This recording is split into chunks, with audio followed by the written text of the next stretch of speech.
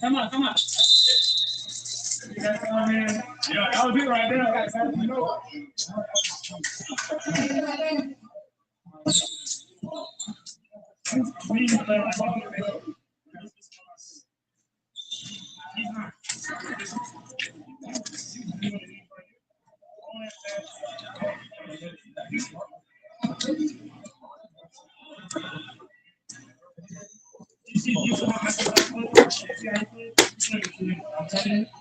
He's only getting off. He does the drill once, drill twice, and then he get right here. You've been a driver. Hold his drill. I can tell you. He won't even see it. When you hold the drill, right? So you give him this time, and then you know because you know he's gonna. You can't cross back. Hold him, and then when you lock, he try to strip. You can't get a strip. Just like the test. You see, he's picking out. He's picking out. You don't really have to jump on the test. You stand just like this, and they just keep doing it. I ain't gonna lie, bro. Trump, you're not dropping you off. You're not taking up the problem. You too big. You can't bust your damn big.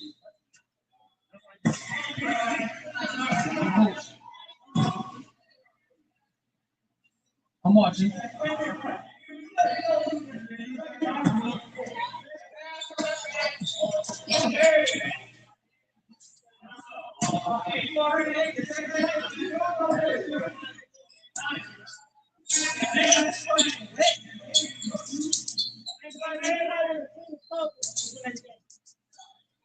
That's it. I don't know if you hurt.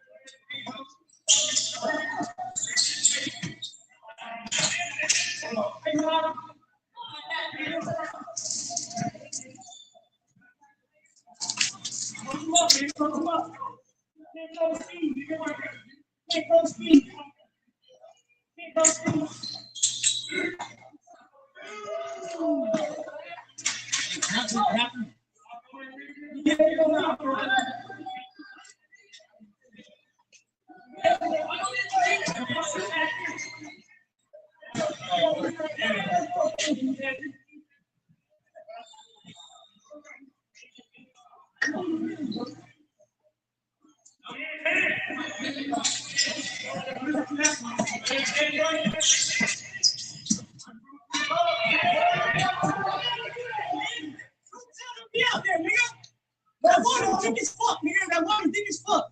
Don't come out here, nigga. Don't come out here. Don't come out here. Don't come out here.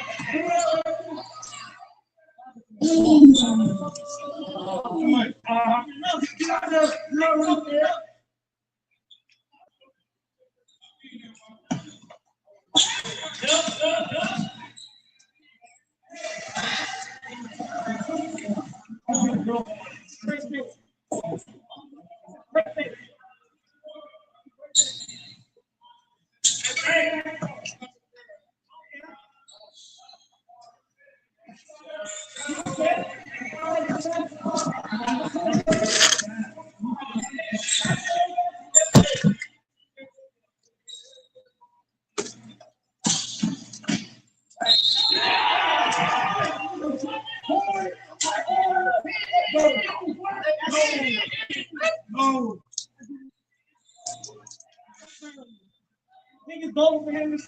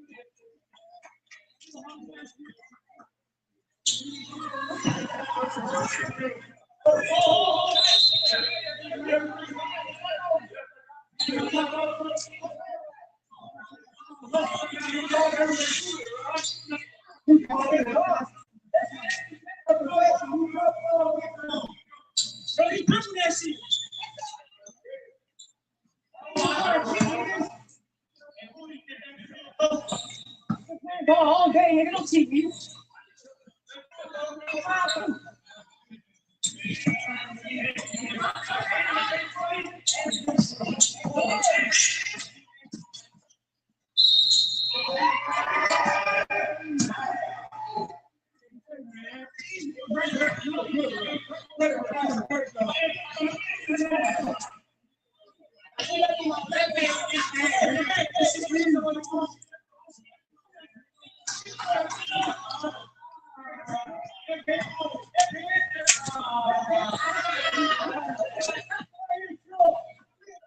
Nigga, everybody like LeBron James.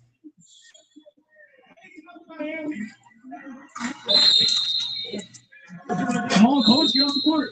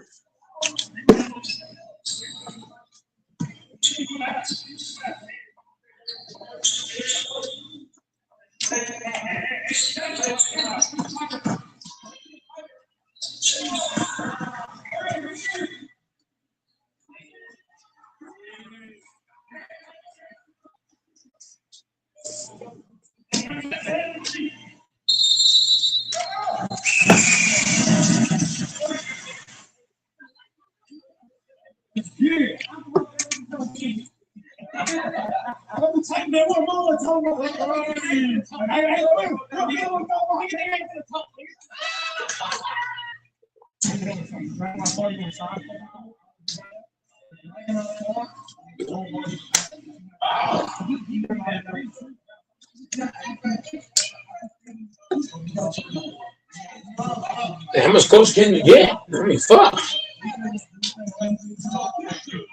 Nigga don't want it for real. Game over. Over like Rover.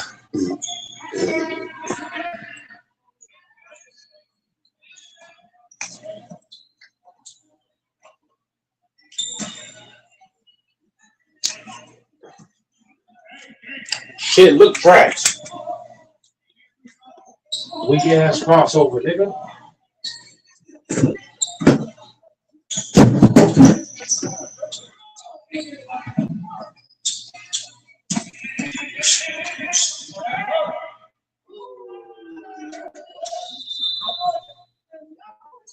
Come on, man. Y'all know what I'm saying, bro. You gonna stick with me? You gotta fire my mama.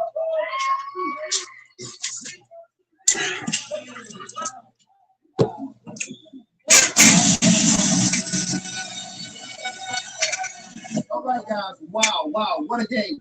Moody pulled it out over Bryant. What a terrible game. Great 1-1. Both guys showed shot making ability. Moody is super quick. Bryant is super athletic. Let's talk Bryant real quick. So, hey, bro, this That's what you read the last time. we played phenomenal, but we came out short. So, what can you do better next time? Honestly, honestly, I don't know what I do better. I know my jump shots got to start hitting. I got to work my jump. I'll be fading a little bit. And then I just got to get the rhythm. You just gotta stop playing basketball. That's the best way to say it. 'Cause that was awful.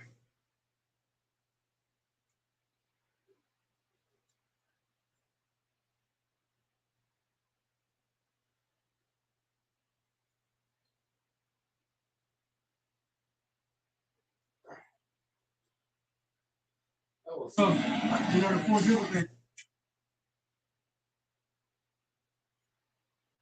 That was awful.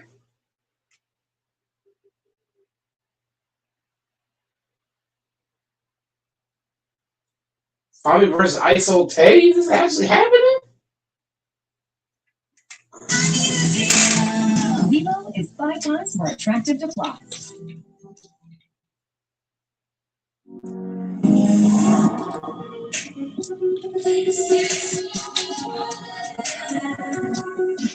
Get this exceptional lease offer on this 2026 Cadillac Object.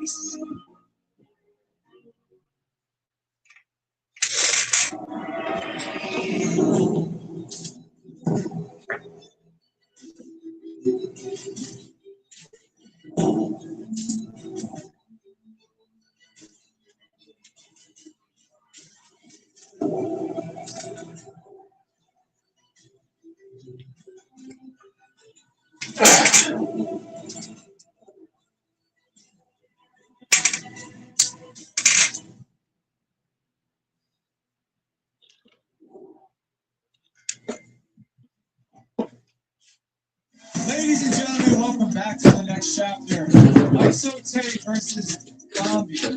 Bombi, TNC Summit 02. You were here for Summit 01. What's this opportunity for you right now to go up against Tay? Just appreciate y'all taking me back. Tay, right here, Summit 02. You called me after Summit 01 and you said that you wanted to be there. So you went out, you were running drills, you were training, you were preparing. What does this moment mean to you? Let's get it, dude. Now let's do it. Word to God. All right, y'all. Appreciate you guys being on TNCB.com, being an all-star subscriber, a rookie subscriber, or you bought a single ticket, whichever it is. You guys are helping make this event possible. And another person and team that's making this possible is 6 Star. Big shout out to them. You can get them at any one of the local Walmarts nationwide. Creatine, pre-workout, protein, all of the supplements. Make sure to go check them out. I promise. If you're lifting, you want to get swole, you want to get in shape, they're the people to go to. So, anyway, ISO Tay versus Bombi. Let's get into it with the coin toss. Hold on, we got coin toss, y'all. I'm not going to reflip it. However it lands, it's on it.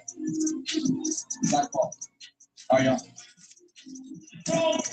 ISO Tay versus Bombi.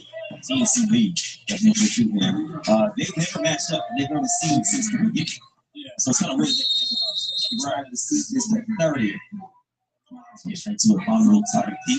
Starting with it.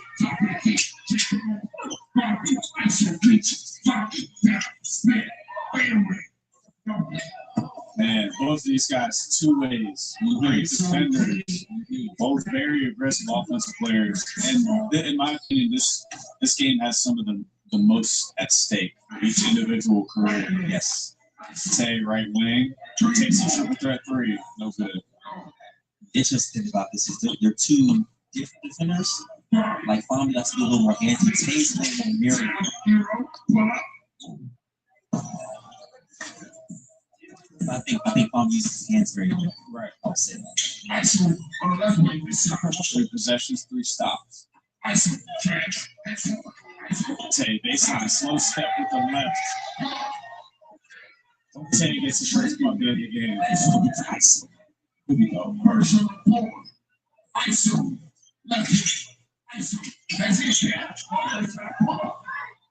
Short.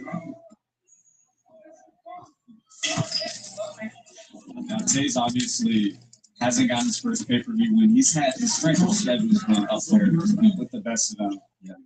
This would just be a huge win for him. Absolutely. Back on track too. Yeah. Because he has some wins outside of pay-per-views. Right. And both guys, like, it's hard to last in the scene for several years. This one-on-one scene is cutthroat. These guys are very good.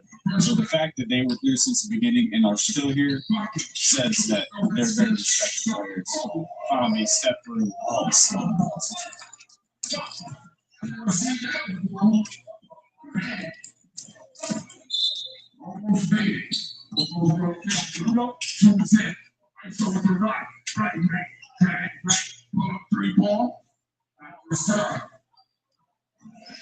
The thing about Ice Taylor, he loves to show the dribble. Yeah. I think that next step in this game will be affecting that jab, straight ball drive from Farmer. Oh, Farmer came out of his jersey. Off the shirt. Yeah. That is a big light too. Shout out to the franchise boys, man. The game has begun.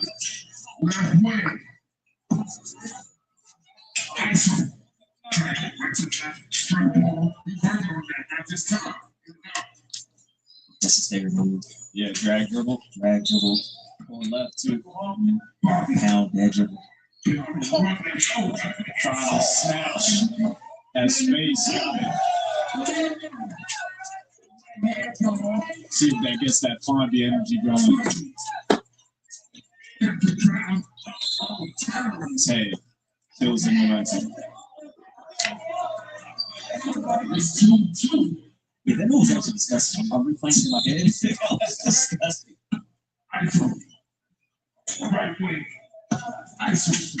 Tay drag left. Good defense by Palm. Step through. Still need defensive game, ladies and gentlemen. If you're not familiar with their games.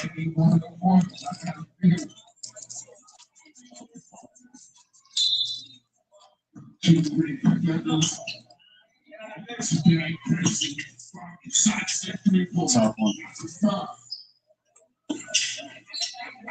It's going to just, hop out with it's going to be a mirror match here, for sure. Fondy carrying him. Tay's trusting it early. He shot 4 threes already. Law of averages. It's not a bad shot, especially with a great defender like Fondy. If it's open.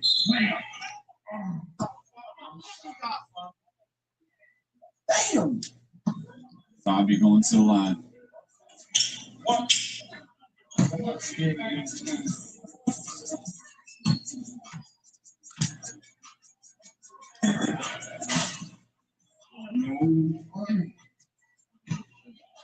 Next possession. This is going to be a journey to 30 years. Oh. More like that. Tay, Mitty. No good. We're going to LA on a Tesla. What's that? We're driving to LA. It's like on a Tesla. Got a few stops. Road trip. Fondy, quick triple off right. Tay going to that left wing. We just talked about. One of the missing timeouts on the way. Soon. Tay gets back middle. Going to the line. Shout out to me. I still say he's had some free throw lows in his career. So I'm working on that heavily. Yep. The past 2 days. Connects. Well, that was also another one of those. Just can shoot a lot of free throws in his off time. Yep. Drag. Float. Mini pull. Put the jar again. Oh, we lost it. Oh. Nope, you shoot. Oh. That's interesting.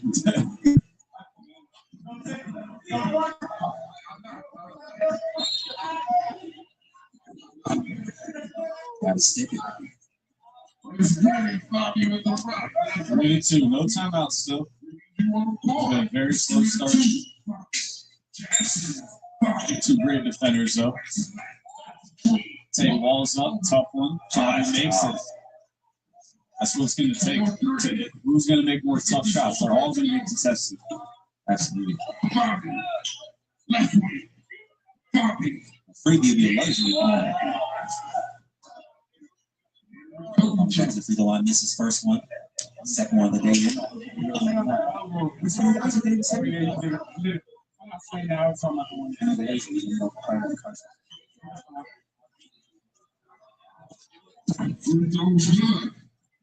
5-3. Bobby stays on left hand. Bobby, Manny, full got it. Beautiful. That plays defender on the floor. Texas wants to pull it from 7-3. Bobby. Bobby adjusts. What was that? What? I told the rock. Top of the key with it. Tay, 3 ball. Got it, needed it. First one to fall in the game for both guys. 6-7. Are you that far? And one. ISO Tay. But like you could have said 7-6. You're a clip far, man. You're like this. I still say back to the free throw line. He's still one of the next. I think this is the most free throws we've seen in a while with the 8-7 score. Oh, somebody call BS. Hey, yo, Sal, you FaceTime BS. Bobby, triple, short. Do you think for us would say it's like a mental thing? Because he knows that's like the weakest part of the name. I think somewhat. Mini. The serious thing if I'm Fondy though. I'm looking gonna make him beat me at the free throw line. Yeah. Right. Well, I'm gonna make him earn at the of course you're not gonna make 22 free throws, Yeah. but I mean you'll get close to it. I do think free throws are largely mental, though. I do. These guys are good enough to shoot 80 from the line, but it's just the more energy you give it, practicing it, I feel like the more mental it becomes. Say snatch. So the more mental confidence. Yeah, the more you think about it and make it a thing, I think you kind of breathe life into it and it becomes. Top of the key. Bobby, switch through. Bobby, side. Bobby drag dribble. Who gets free? Wow. They've been tough 9-9. Timeout, Tay. First time out of the game. What you thinking here? First time out, 9-9. I think exactly what we thought. Back and forth. We're going to see a few more lead changes in this game. We've seen good defense. We've seen some really good moves by Fambi to get free. I think Tay has kind of had to earn his early a little bit more than Fambi has. But like I said, I think it's going to be more of the same. More defense. You're just going to have to make tough shots. Absolutely. I think for Fambi too, that 3 ball is his weapon. Yeah. So like once he gets one of those to go, it's going to change the game up a little bit for Isotay. But I think Isotay knows that, which is why he's guarding honest. Right. Forcing him to be shooting off the dribble, whether it be the mid-range or a tough contest off the dribble. You can't get probably no open jab trays. Right. He can probably open anything for the big one on. So I think Isotay knows that. Yep. But, Yeah. Just want to give a shout out to our brother BLS too, who will be back for the next event. He's recovering from an Achilles tear, one of the most brutal injuries. So keep him in your thoughts and prayers as well. Yeah. We will see you next time, B. Good thing is he's out of the cast. He's into a group. Yeah. He can actually see his ankle. That's good. Nice. Let's get back to it. Bambi spinning. Oh, he got a way. He can stand by there, man.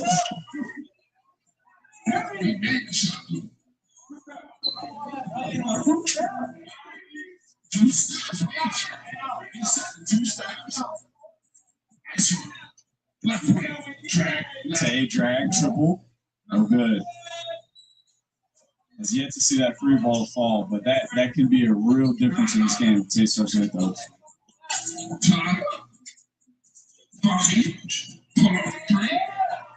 Peace. Man. If you guys are watching, man, go ahead and keep your feet ready some popcorn, man. We are good for all. Tay? Oh! That should be worth the extra time out.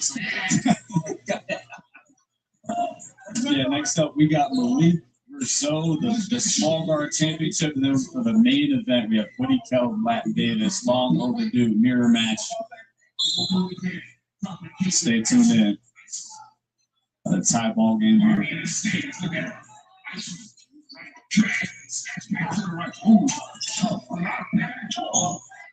Wow.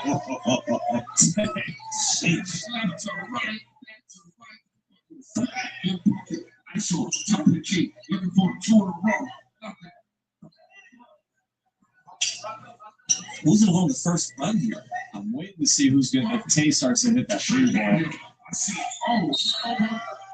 Good hands, ISO. 2-point lead.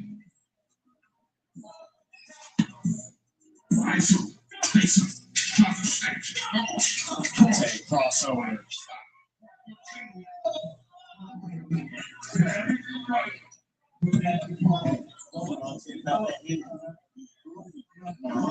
No timeouts from Fonby yet. He's got both left in the half. See if he elects to use any of them.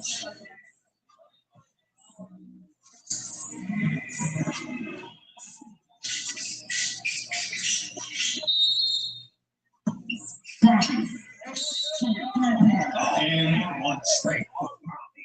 12-2.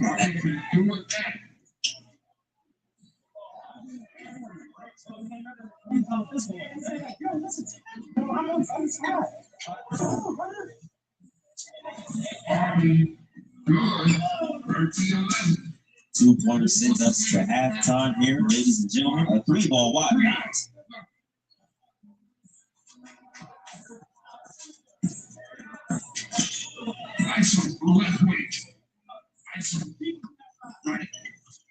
Tay float. Step through, spin back. Got it. Tie ball game once again. Every shot has been tough for these guys. Every single one so far. Outside of Fonby's layup. Yep. Next bucket takes us to halftime. Tay on the right wing. Foul.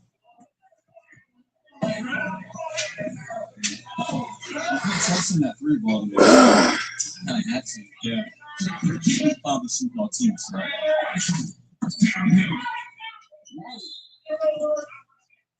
Found a great contest at the rim there.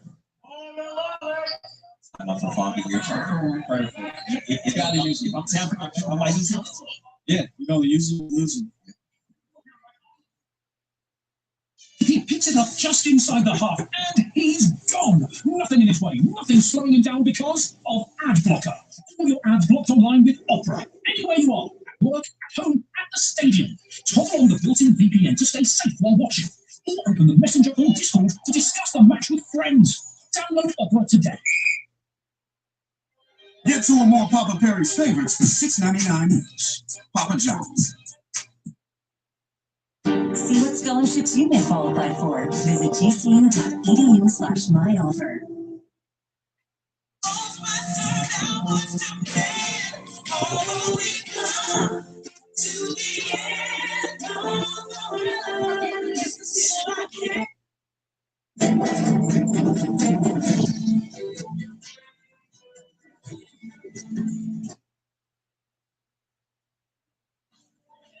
Get two more in the second half. Great timeout. Thoughts? Man, beautiful defensive game. Yeah. I think that's the thing about the one basketball scene. I think you're not always going to get like high profile offensive games. The defensive games are where it kind of differentiates and kind of get a different style. And I think, you know, a lot of people out there will respect this. I know I do. The defensive games are what make the scene for me. Right. Yeah, I think the main thing, I keep saying it, but if Tate does start to connect on those threes, that can kind of allow him to get some space in this game. I think Fonby's done a good job at mixing it up. I think he's hit 2 threes, maybe one, but Tay has shot 6 or 7 of those threes. If he starts to, starts to hit a few of those, that could be the separator in this game. I agree. If he doesn't, it's going to be tough to finish the game. I agree. 13-13 ball game, first of 17. Count down to 30. Coming up next, like, hey, we said got the small guard championship. Can't wait for that one on the side of the league. This is over.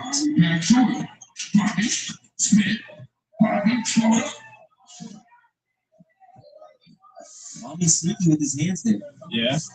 Good. He had a spike up there, but it was enough to ref couldn't call it. He had that energy. Yeah.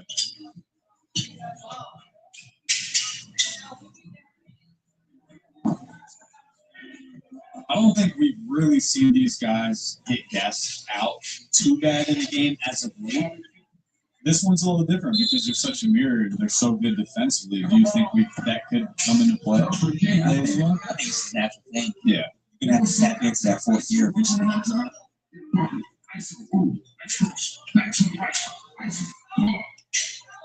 It's one thing to guard the pace. It's another thing to use the pace and you miss. Right. It's like, man, like that making the shot after you saw that pace from the energy kind of just amplifies you a little bit. Fine, we can take us to halftime. Tough one. Ooh. Well, that is a baby Timeout said, probably wanted to foul there. We got a baby Ellis on the scene. Yeah, I'm gonna start calling it that. That's This is the longest first half of the day, no doubt. we're about 20 minutes in. about 23. Around there. So I asked you this for the Boog and Saint game. Obviously, Tay has yet to win a pay-per-view, but he's a great player. We all know that. And then Fambi, his stock has risen tremendously since he's really come back and become active the past 6 months. So who is the bigger? Who needs to slow more? Oh, I still say he has to get the scratch Tay spinning. Oh, escape misses. Like I said, back to my point was this is going to be hard again to get another pay-per-view. He losing on another pay-per-view. Yeah. But I wonder if that's in the back of his mind. He's thinking that too sometimes during the game. Right.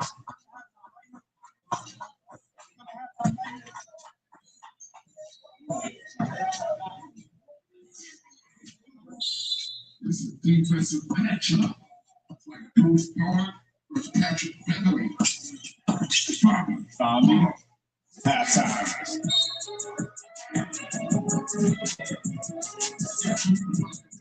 Man, also, Fambi wasn't able to make the face-off yesterday. His grandma also passed. So just thoughts and prayers to him and his family. He's kind of wearing it a little bit. It's kind of, his body language is a little bit down, rightfully so. We'll see if he can kind of harness that energy and allow it to propel him in the second half. It's just tough. It's thoughts and prayers still. Absolutely. I think, man, life is just, sometimes life sucks. Yeah. Unexpected things like that happen, at unexpected moments, too. Yeah. So they got to come out and play. So, respect to him for coming out here. Yeah, let's send it to a corner. Let's see what we're saying in the corner.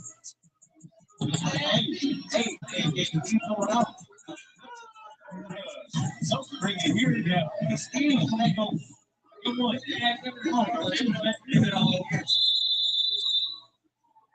Today's video is sponsored by PrizePicks, and it's always Next Chapter Moneyline, which means right now we're going to talk about a way you can get some money. There's a link in the description to download PrizePicks, and when you sign up and you use code NEXTCHAPTER, right here on the screen, what this is going to do for you, the first $5 lineup that you place on PrizePicks, you're going to instantly get $50 put into your account from PrizePicks just by using our code. So it's really simple. Put in 5 and you get 50. Prize Picks is the #1 way to play daily fantasy, and you can literally 1,000 times your money, which means if you start today and you put your $5 lineup in, you have a chance at winning $5,000. If you know sports, why not take a chance? And like I said, you're going to get $50 put right into your account as soon as you do that. Make sure to use code NEXTCHAPTER. Sign up right now. There's a link down below. I don't know what you're waiting on. It's literally a chance at massive amounts of money, and we're trying to hook you guys up. So, Next Chapter Money Line, let's get back to the video.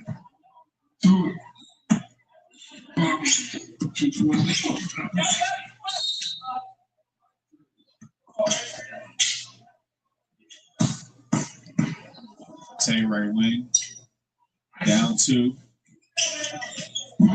Triple. Turn me up. Turn me up. I see what you did to the light skin kids. Turn me up, Bobby. Bobby, pull up, 3 ball. Wow, that's tough. Doors opening over here, man. Yeah. Bobby, if you know, you know. Bobby. Oh, Tay takes a shot. Fombi misses. Tay took a shot there. To the nose, it looks like. Accidental. Yeah, for sure.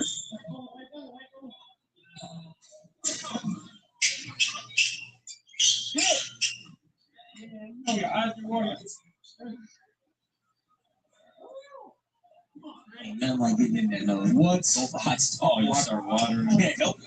Oh, yeah. Yeah, he brings up light skin kids. Nah. If you know, you know. I ain't gonna mention that Here we go. Tay down 5 now.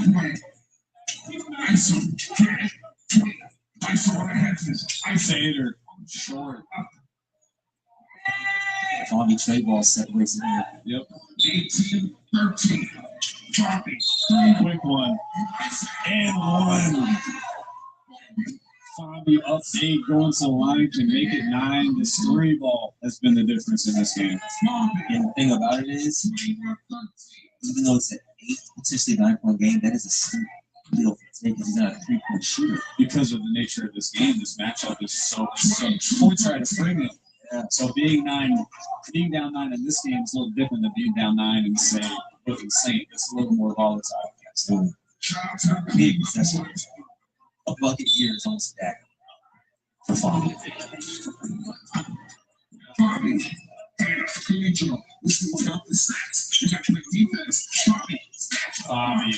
back right. Oh, really, that might do it. Man, this is deep water. He's got to bite down here, get a stop.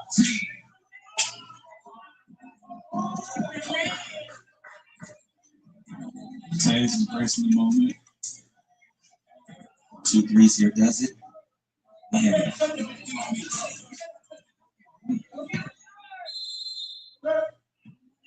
Tay didn't stop here. Loses it. The time is now for Tay. No other time. No, this is it. Need at least 2 buckets here. Chipping that lead, get some momentum. Yep. Hard left, creates contact, and 1. I think ISO Tay is going to East to West a lot. He's using a lot of energy on East to West dribbles rather than just countering and going. Right. I think it's kind of like his first shot gets him. Yeah. And then he kind of brings it right back to where Fombi's at. Fombi's able to adjust and recover. Here we go. Tell him to take really. Big free throw. That's an 8. No room for error here. Down 8. 24-16, ISO top of the key. Put that toe down. ISO top of the key. Hard left. Inside hand. There it is. Tay cuts it to 6. Huge answer from Tay. 24-18. A 3 ball. No good. Gotta stay with what's working there, man. Yep. Play in the mid range and play down low.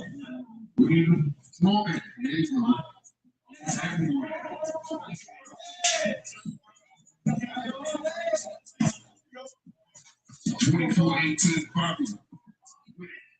Left side, complete. Skip through. Fombi, midi, pull. No good. Tay gets a stop.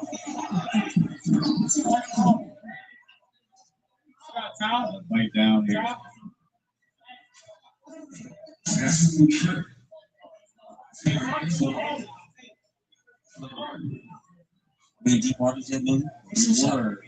We're okay now, down 6. That was a huge answer.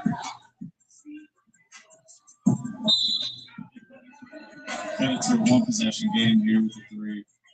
He has not made one yet. Tay, Fader. Here we go.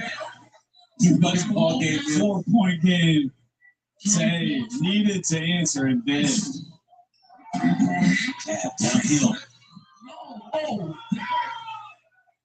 Crowd wanted a foul. No foul. Foul me up for looking for a huge win.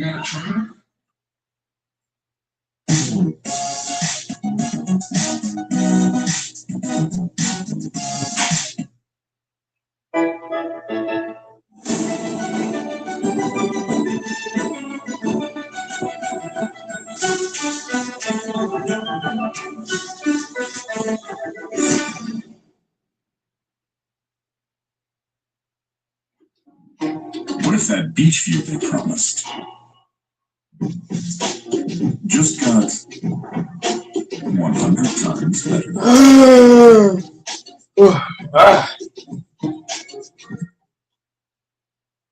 My skin, sensitive and irritated, so I choose Venus Extra Smooth Sensitive with skin soft blades and a strip with a touch of aloe to protect my skin for up to 0% irritation. Get a shade made for your skin. My skin, my way. Venus. You can go all in and still go nowhere. Mastering effort starts with measuring it. Train smarter to go bigger. Sleep, strain, and recovery. Only on the new Whoop.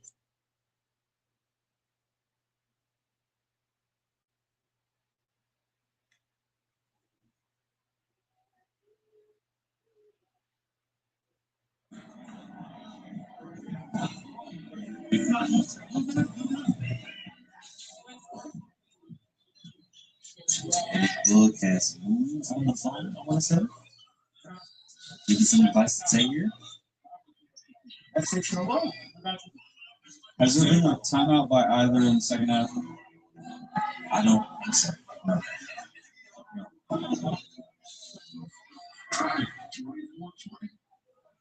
We got a ball game.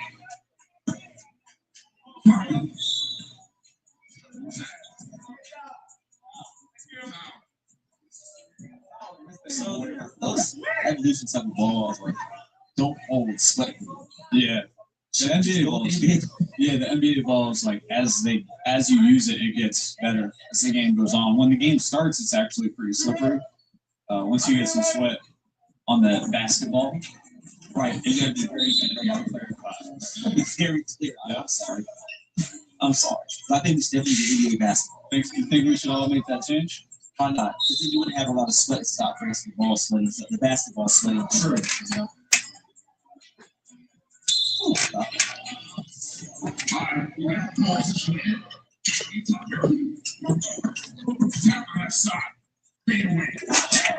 Man, that mid-range game for Zombie's been elite today.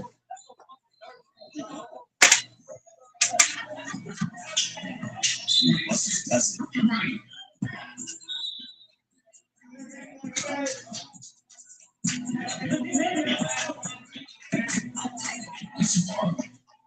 It's a better moment.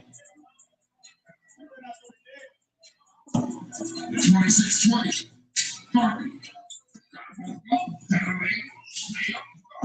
No call. Tay gets a stop.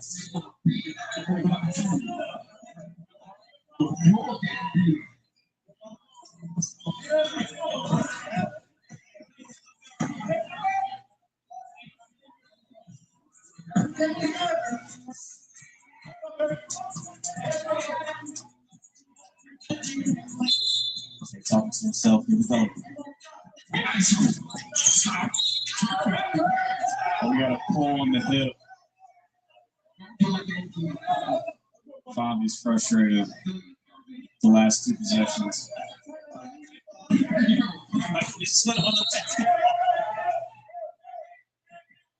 got a delay game warning on Fomby. We definitely don't want to give a tech here. Both guys got a delay game. Next delay games will be a technical foul. I mean, I see that.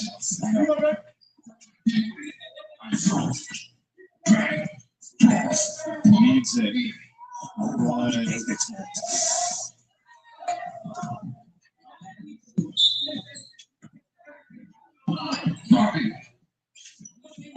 He's trying to close the door. Needs 4. There's 3. No good.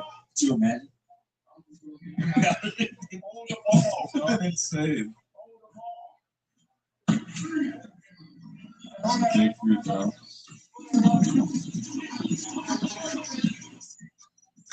3 will do it. Not for Fomby. I can think about it a little bit here. Yeah. Muster up the energy for this last possession. Man. What do you think he actually does here? Not necessarily what you would advise, but based off what we know about Fomby, do you think he shoots a 3 here or it's It's going to be tough to shoot the 3 unless the hands on the arm, hands on the shoulder. I think he'll take the bait. I think Tay's going to press up. Tay's not going to allow me to get anything comfortable off. So Fomby's going to have to play within a mid-range or a counter going downhill.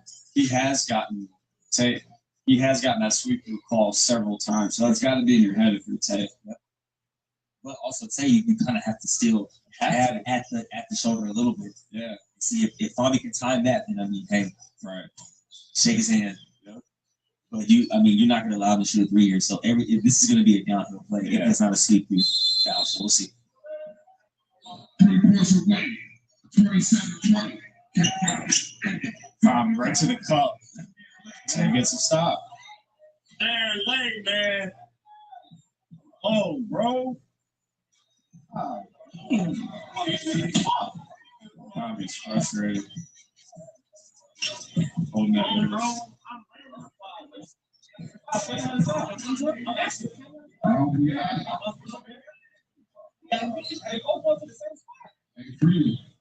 We don't need to do more after this.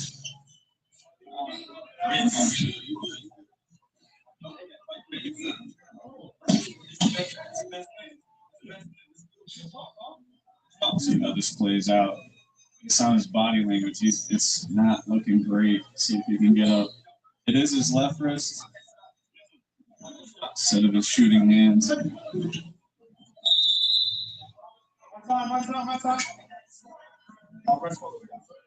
Fomby's up. Continue play.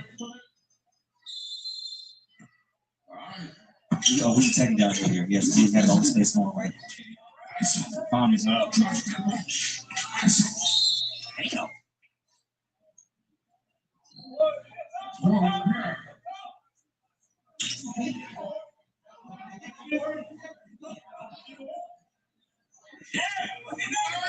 Yes. Negativity has entered this middle. That's that. That's Tay. Tay hard downhill. No call. And we resume this possession. 27-20. I'm going to see a very physical possession. Yeah.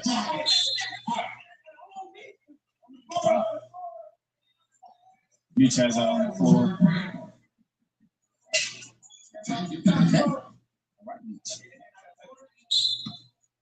Next foul, send Fomby to the line.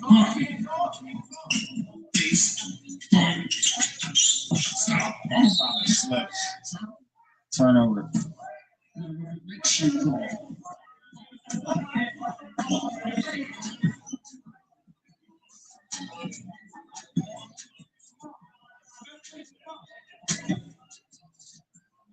On that play there. It's such a dangerous because it's always the usually the back knee that takes the hit. Yeah, we knew this was going to be a physical game. Oh, yeah. I mean, yeah, we're about almost 40 minutes in. It's right on. It's right on. Yeah. Tay attacks that.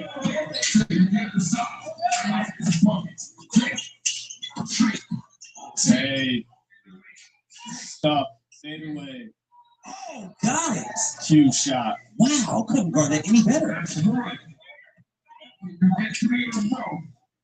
Does he drill out with a 3 here, Billy? He's thinking about it. Ball loses control. Oh my gosh. They bump heads. I think so. They're both holding their nose. Oh my gosh. It's a heavyweight match.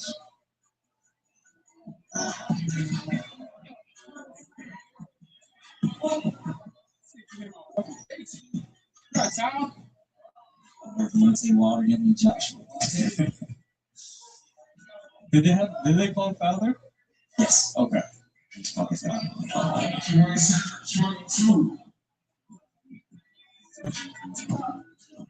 And so warm run.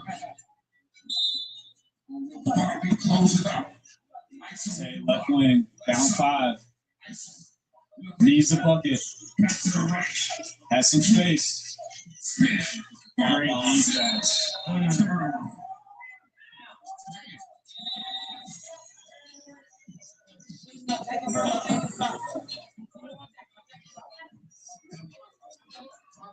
Game winning tech. It's the second one. So I don't know if it is it. I think it's the first one. yeah, the first one was the ball, through behind it. We definitely don't get 2 warnings. So I don't know. It's interesting here. I'm just saying to say it. Here we go. Bobby can win it with the 3. See if he wants to get one off. Thought about a hezzy downhill tough shot. Oh my gosh, the rim is not forgetting anybody. But I think it might be 2 delayed games in the same play. Or the same place. I think 2 of them might be attacked. That's something that makes sense to me. Yeah.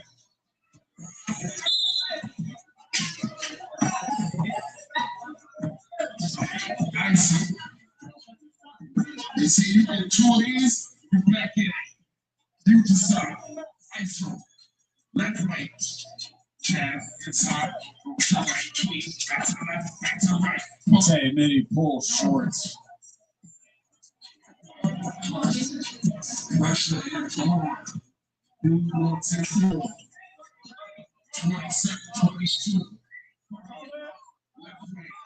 Left right. Wow, way to time that. Bobby went for the sweep and take quarter off the shot. Yep. The lead defense there. I don't. Was there contact on the sweeper? I'm locked here. Maybe shoulder hit face. It could technically be in this box, right? Yeah, Bobby's pleading his case. That's why I'm wondering how much there was. This angle set to see.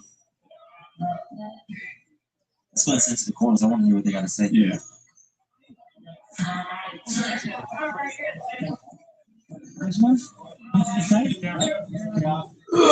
What the hell is going on?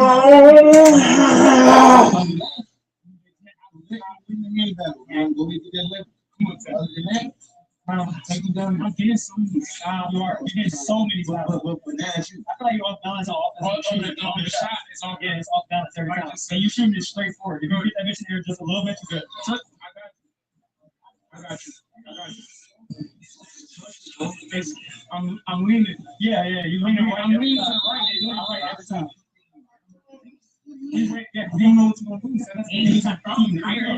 Go back to us. We got Fabi. We got Tay. Tay's ball, top of the key there. Got to score. There's just too many opportunities here for sure. That Tay's even on short. Here we go. Who wants it? ISO. Mama. Get one of 3 original Jimmy John sandwiches, chips, and a drink for just $8.99. Oh, Tequila. Cheers, neighbors. this is not how I was expecting this to go. We want to propose to you to share an experience with Julia. The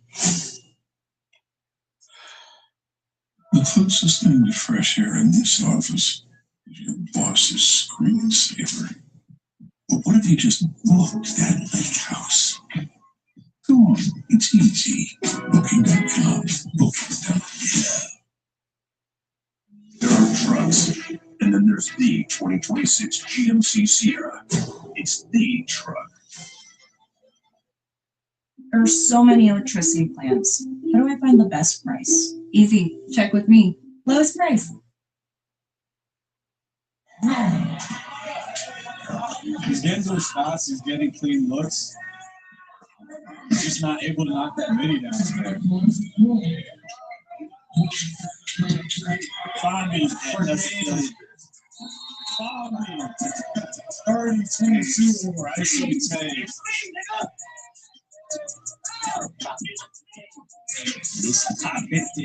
What game?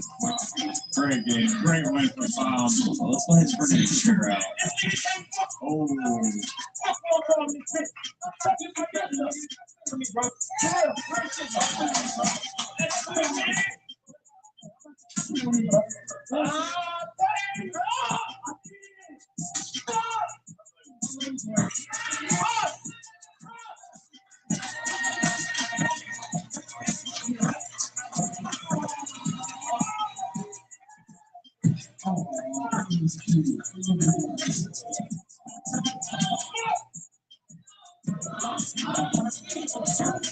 That's the end of that game between Fondy and Tay. Fondy, you just defeated Tay, a very, very good opponent by 8 points. What's going through your mind right now? First and foremost, I say my boy. I really never thought we'd ever match up against each other. So I guess one dog decided to win today. I love you, Granny. Is there anybody that you're looking to see here? You made a comment at the end of that game. Who you want here? Potentially in the next one. Come on, Rob, come talk to me, brother. Let's do it.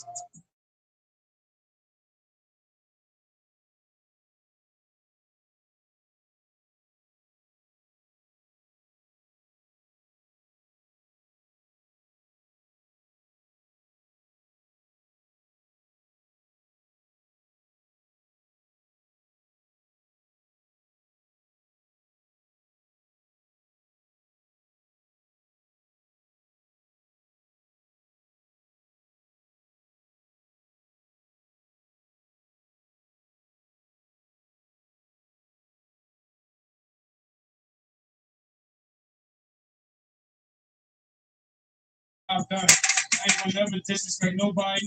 We'll give it a spot right there, bro. No, we ain't making no title game, man. We suck. You know what I'm saying? We ain't making the motherfucking title game. We fucking suck, bro.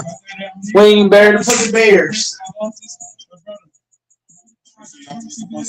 We ain't making no damn title game. Y'all be scared to just bump, bro. We just hoop. That's one thing I can say. Respecting my dog. He ain't never dug no smoke. There's a lot of people that have been scared. Hold on, Tay. No, but real talk. I just want to talk about the pressure that you did have coming into this game, because it's obviously, with these summits, these happen every single month. I think it allows for certain freedom to be able to get your get back. You know, it doesn't mean that it's over with. This isn't just a different journey. It's tough, bro, because I you know what I mean? I put in the work, bro. At the end of the day, man, I do get dubs, but it's this. You know what I mean? We got this level on the lights. You got your pay-per-view and something. That's where it's struggling mentally, trying to fight through. You know what I mean? Because even when you win, you're like, damn. If I won, I'm still 1-3. You know what I'm saying? On the mental aspect, so it's good, bro. You know what I mean? I just gotta get back to the drawing board, locked in. And that's what people don't see, man. It's tough waking up and doing it again. You know, with your back on the wall and having a lot of pressure on you. But at the end of the day, bro, that's why we're here, man. I love this shit. You know what I mean? I ain't going nowhere. And I'll be back outside, bro. Like I said, I was on a little streak. Probably just, you know what I mean, broke that. But again, bro, you got to take your wins and your losses. Go back to the drawing board, go watch film. You know what I mean? And just do it again. And try to be better the next time. You know what I'm saying? So, bro, at the end of the day, bro, win or loss, I'm always going to say, bro, it's glory to God, bro. I apologize to my family and everybody that's back home and I let down. But, man, I'm here, bro. It ain't easy doing this shit. You know what I'm saying? So, man, just keep sticking with it. Even if you lose, you don't see the work. Bro, just stick with it, bro. It's going to eventually pay off, bro. I'm 3 years in, bro. I don't understand. This shit break me. I put in a lot of work for this shit. You know what I mean? But at the end of the day, bro, I'm a man. I'm strong. I'm going to be back. You know what I'm saying? I love you. Hey, y'all, listen. We got Malik and Malik.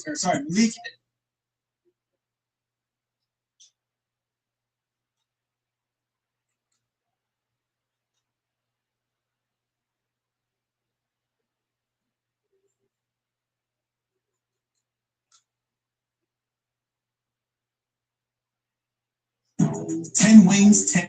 At Zaxby's, the math is mathing. Zaxby's 10 for 10. Mazda is the safest new car brand in America. She has no idea. But you do.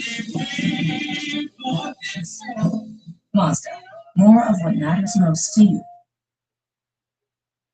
Would you stop spilling over into my space? I wasn't spilling over into anything. Yes, you were. Okay, you were crouching on my space, making it hard for me to sleep. I'm not pregnant? Yeah, I know. Big whoop. Okay, it doesn't give you any special privileges, all right? If you wanted 2 seats, you should have paid for 2 seats. Please, Pam, I'm tired and sore. I'm just trying to get some. Stop all that whining, okay? Nobody cares. Least of all me, all right? You know, in fact, you don't get to take up the whole overhead bin just because you got knocked up, okay? Put mine up here. Excuse me.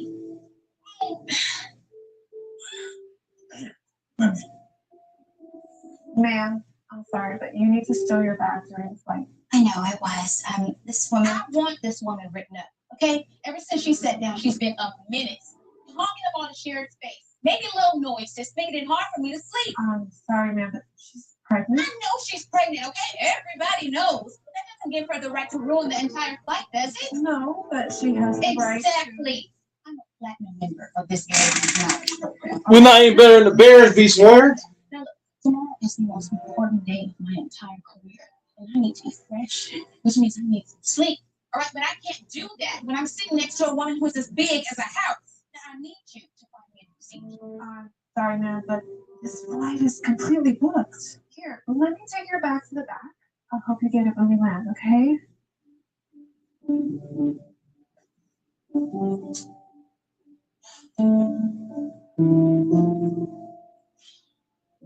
Is that really necessary? Oh, shocking. The other most rudest customer on this flight is sticking up for her. I'm the rudest person. You got that right. Okay, you got a screaming newborn onto a red eye. How about this? Why don't we change seats? Are you sure, sir? That's a first class ticket. I know. The first time, too.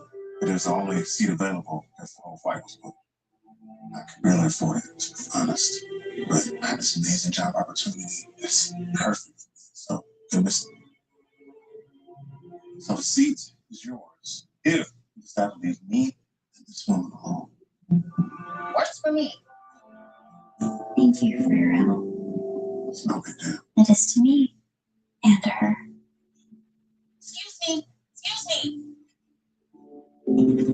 Hey, people are trying to get some sleep, and those two are chatting up a storm. I need you to bring the volume down before I email a scathing review of this flight crew to the CEO, who I know personally. I'm sorry, Sam, but if I don't at least look like I'm saying something to you, just make it worse. We get it. I'm sorry she's dragging you into this. I really don't know what her problem is. Well, some people are just old obnoxious. It's okay. It's okay. You're really great with her. You know that? Thanks. Sometimes it's hard to tell. You know, I remember when a doctor first took her out of the incubator and put her in my arms. I spent an hour thinking, I don't know how to do what I'm doing. I didn't really just want to let me walk out of the hospital with her. I was terrified. Incubator. So she was premature. Yeah, 2 months. Spent a lot of time in a neonatal unit. I couldn't bear to go home alone while Emily was fighting for her life. My mother passed on childbirth. I couldn't lose some hope. I'm so sorry. That must have been incredibly difficult. Just lost that grief. The only thing that kept me going was I was all about it. After Indy was released from the hospital and I pulled myself together, I started looking for more work. I wanted the next job to be something that I could help someone in the same position that I was in. So I started applying for hospitals. Really? That's great. There's an amazing opportunity at the finest neonatal hospital on the West Coast for support what we need. It's a long shot, but I have to try. What hospital are you interviewing at? Actually, it's sorry. I'm sorry. Hey, you control your child. He is trying, and yelling is not going to help. Oh, this is not my fault. This is your fault. Yeah, okay, both of you decided it was okay for you to ruin everyone else's flight. You bringing this screaming baby on board, and you in your condition. God, you are chaos, and it's all a result of your selfish choices. Why don't you take a seat again?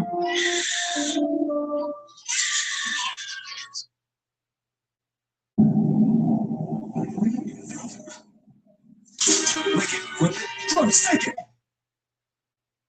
stinky diapers to stinky feet, odors can be caused by bacteria that linger in your air. Unlike air fresheners, Lysol air sanitizer eliminates odors by killing 99.9% of odor-causing bacteria in the air. Scent can't sanitize, Lysol can.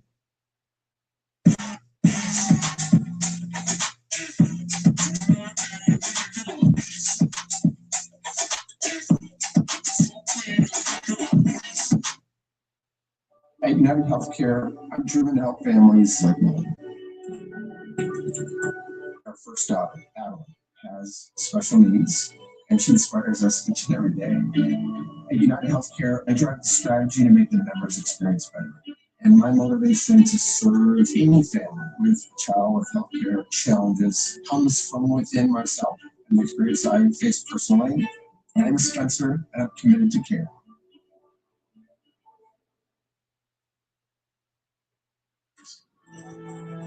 Better.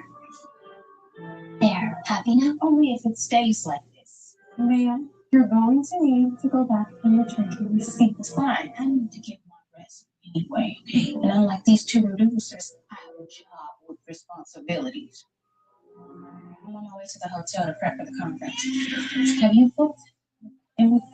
Excuse me, could you please keep that thing quiet? I am on an important phone call. Yeah. Thank you, really. I don't know what I would have done without you on this flight. Yeah, you saved me just as much with that little key trick. So I'm gonna have to remember that.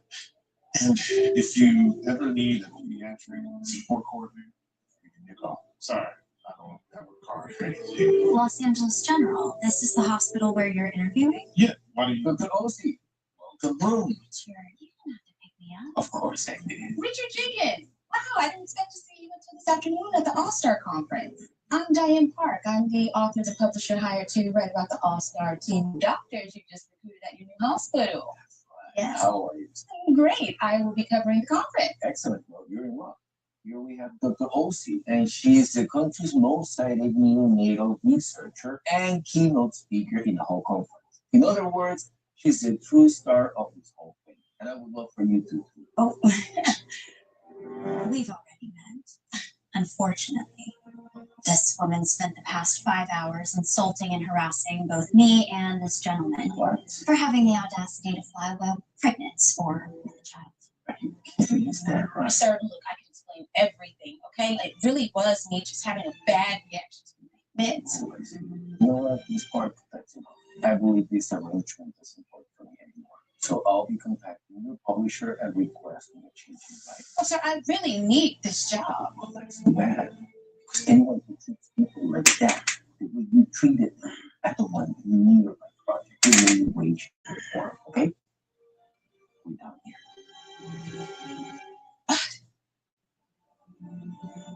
It was nice meeting you both. Wait.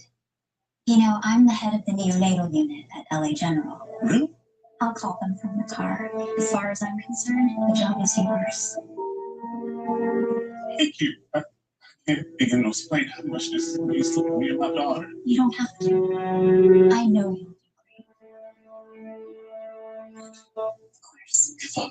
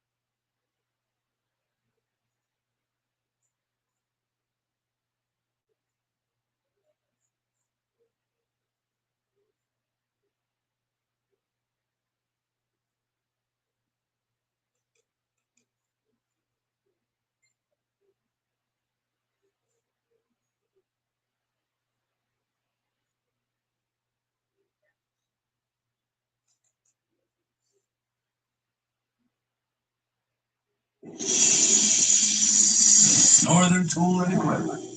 Get serious. Hey, someone's looking confident. Ow, ow! New groomer? Actually, she used her Care Credit credit card to get a little work done. Your vet treats people? Care Credit isn't just for vet care. Humans can use it for self-care too. Facials, bills. What about wrinkle treatments? What's wrong with the wrinkles? Nothing. Flexible financing for health and wellness with Care Credit. Oh, hold on. Someone's coughing. So, guys, there's a front and a back. Oh!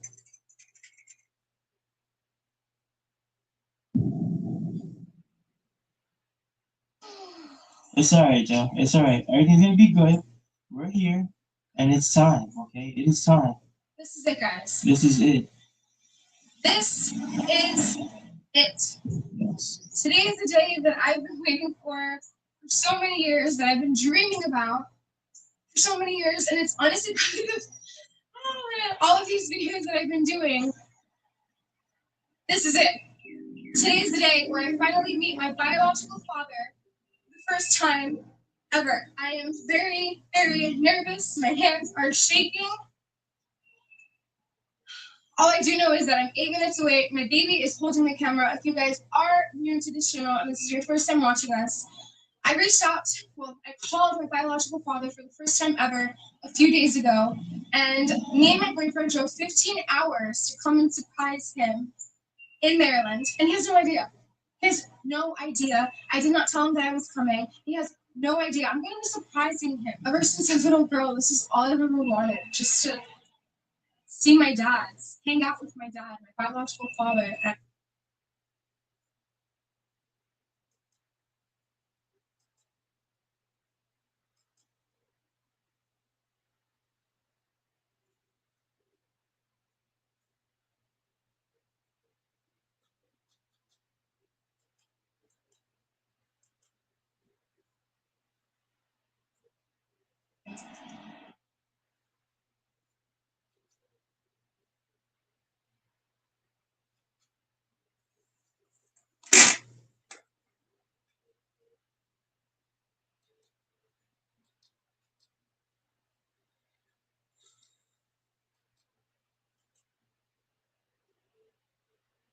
So why are you single?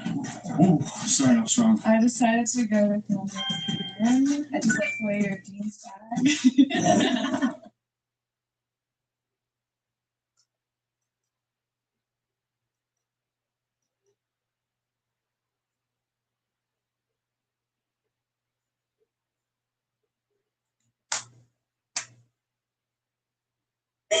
Our neighbors are coming over. You're in for a treat. There's something we're willing to talk about. And we also have something to talk to you about. So, can anyone do anything to anyone?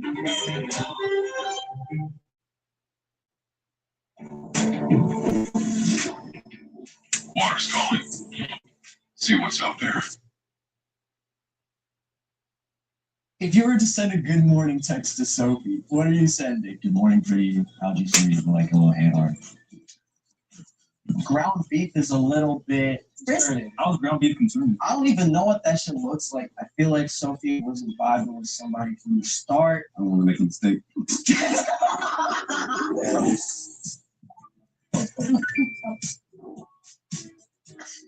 Hi, I'm Sophie Fergie. I'm a content creator, and today I'm here with Lev. Lev to me is like a brother. I've known him since I was, 10, 11? Yeah, Sophie's my good buddy, my little Buddy. sister. So today, Lev is helping me pick out a fine young fella. I feel like your approval matters to me in the sense of if you're gonna be like, oh, this guy's like cool or not. All right, bet. And we're going to do that right now. Can I say Christmas? We're going to do that shit. What are 3 things that you look for, or you like that are important to you in someone? I would say somebody who can go with the flow. I feel like I change my mind a lot, so somebody who can be, understanding of that. Really, I just want somebody who understands like the line of work that I do and how spontaneous I can be and how non-spontaneous I can be. Because honestly, somebody who understands me. And Lev, what is it that you want to find out for? Hopefully what she just said, you know what I mean? Realistically, some fine shit for you. Yeah.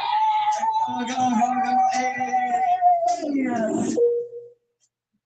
Hey, yo. What?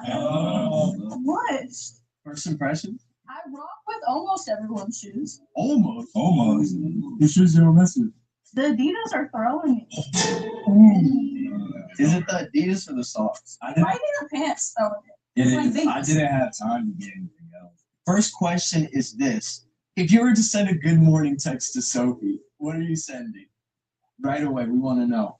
I'm Xavier. Just nice to meet y'all. I'd probably just say, good morning, beautiful. How's your morning? Hope you woke up on the right side of the bed. Okay, yeah.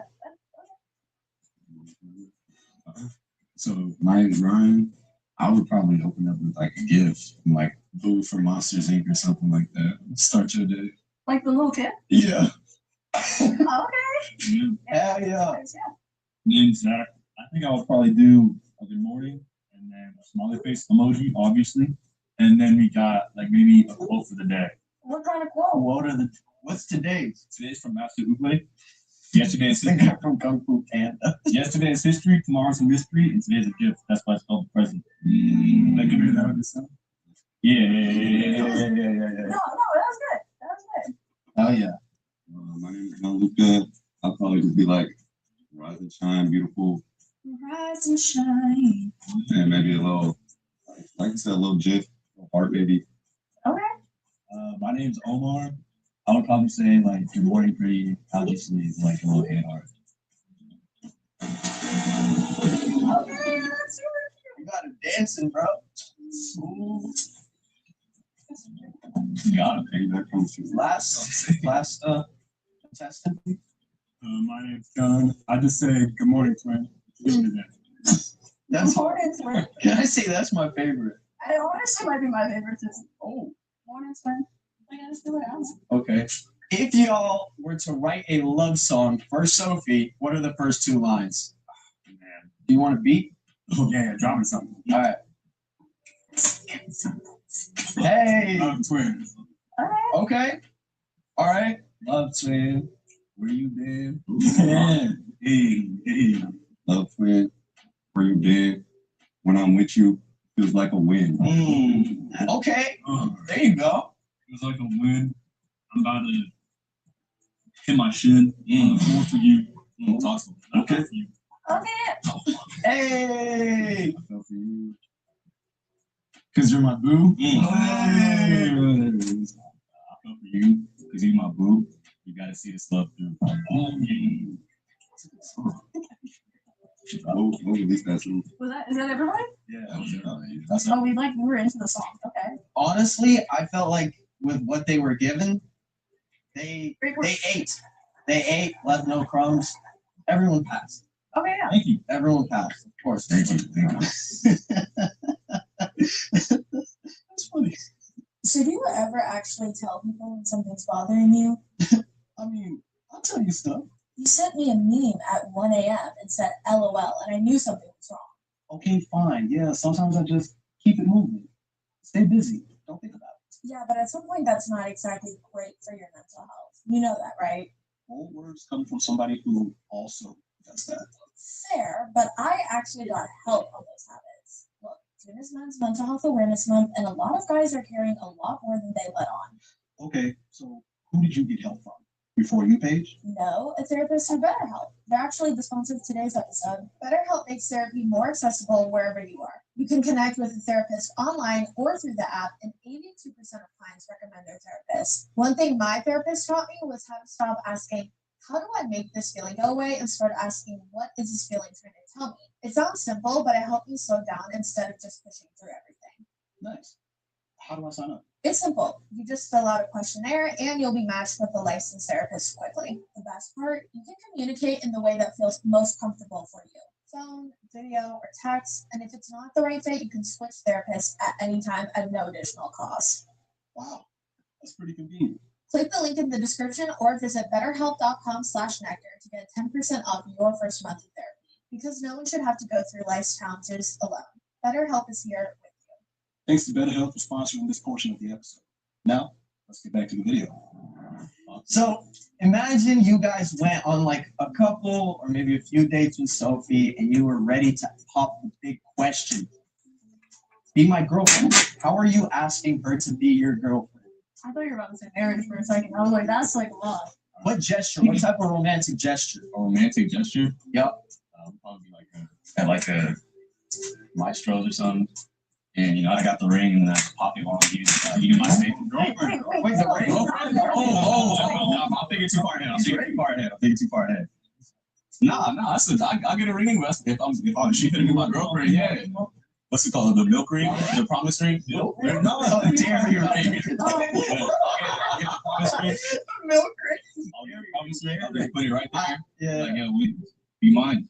Be mine, I'll be yours. Okay, well, that's okay, yeah. Inspired. Nice. Okay, so I hope we find some interest, but I love the beach. I think it's one of those romantic spots you can be at. So I would definitely, I would set up a nice little thing in my trunk. And then at the end of the night, maybe we got a picnic on the beach and we're walking back. I would just, I got the Tesla, so I'll just pop it open on my phone.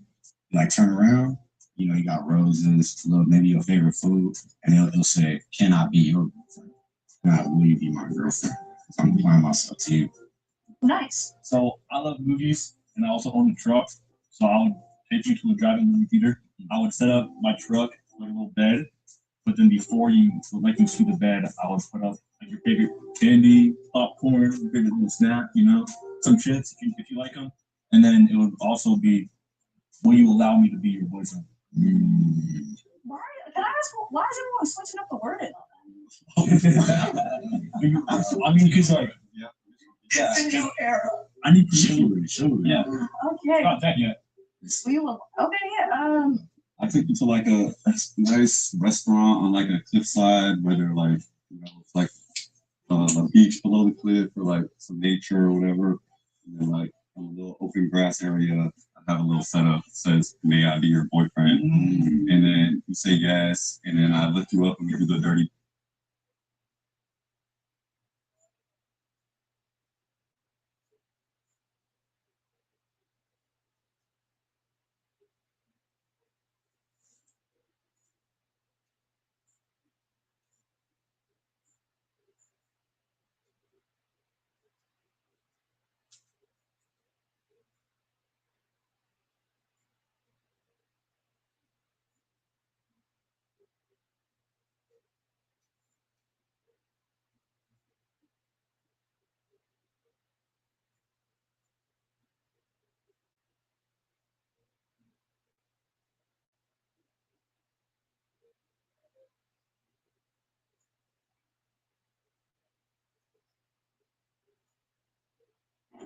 What if that beach view they promised? Oh my God.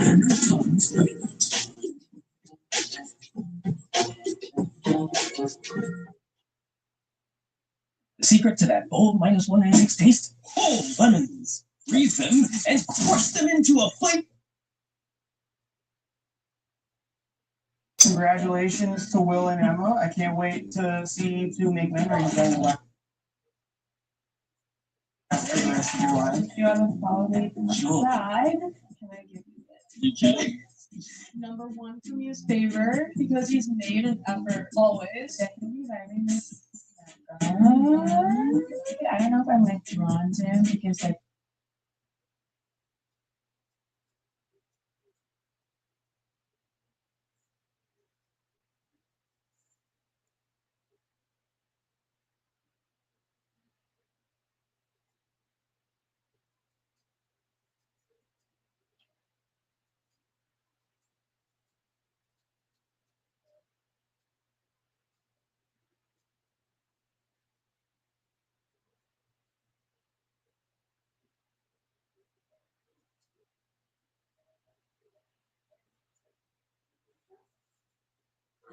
Yeah, baby.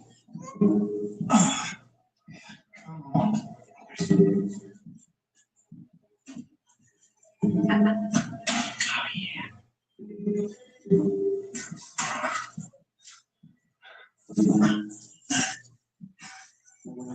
Hey. Hey.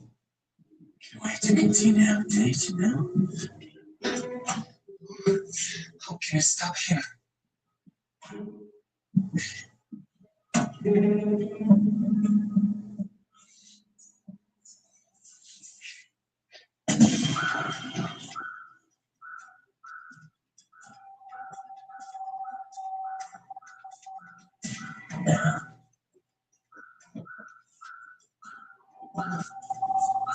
Hey!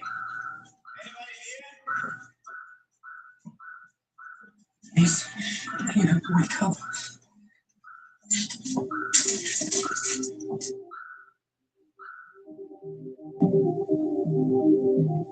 So nice to meet you.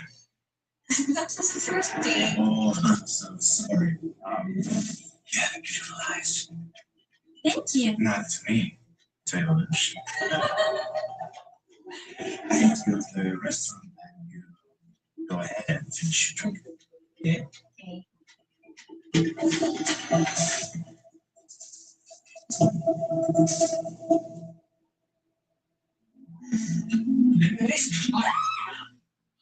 Miss, I have to tell you something. Don't touch me. Give you my money. Miss, I'm not I'll give you my wallet. It's in my bag.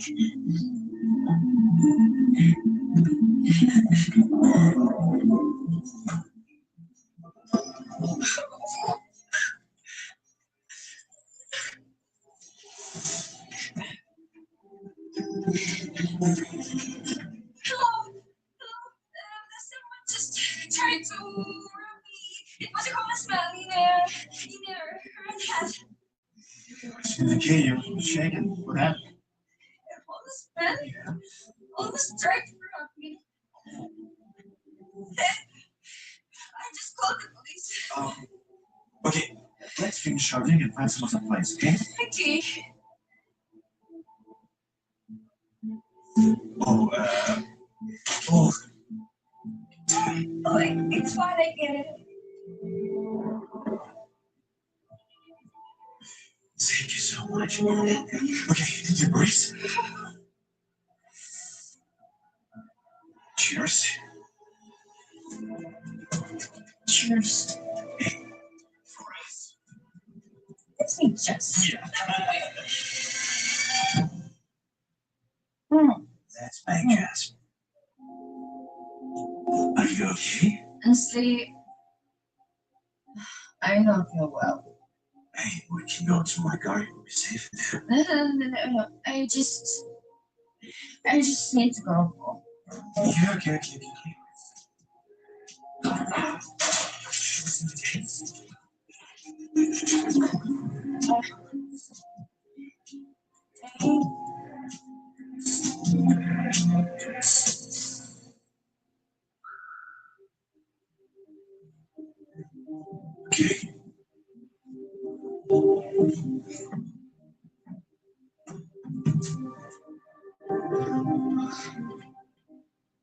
Where's the keys? Whatever.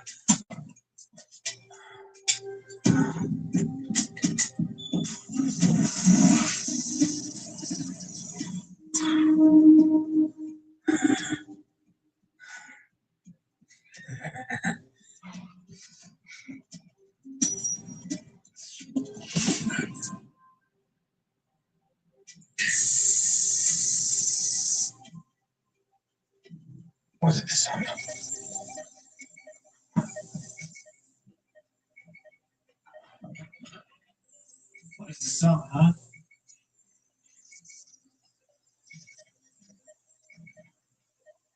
How? Ah! Damn it! Miss, wake up. You're in danger. Miss. Mama.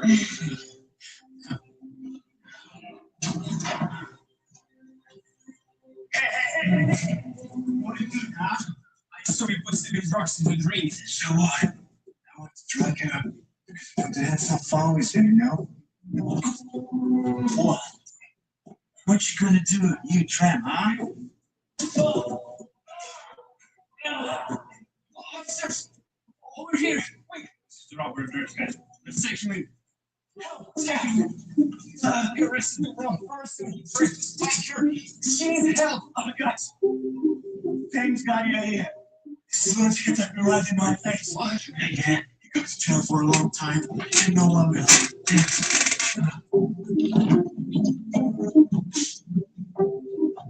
Where is she?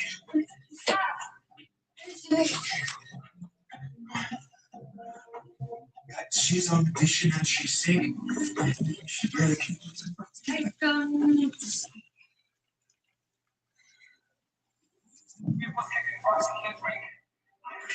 So what? I drove you because I want to have some fun with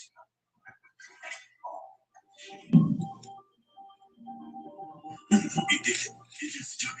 That's how I go my play. It's just a joke. It's just a joke. Just okay.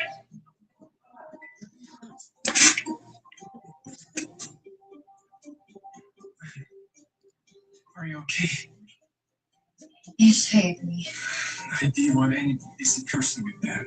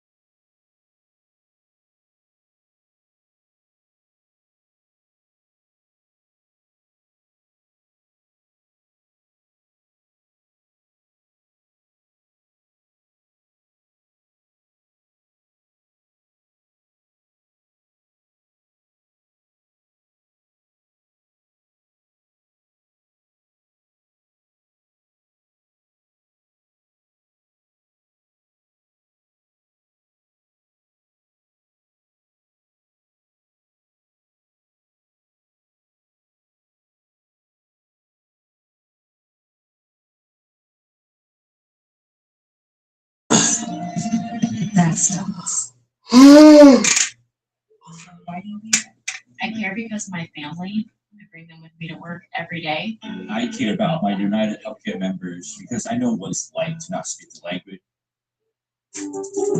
Level, level, level, level, level, level, level, level, level, level, level.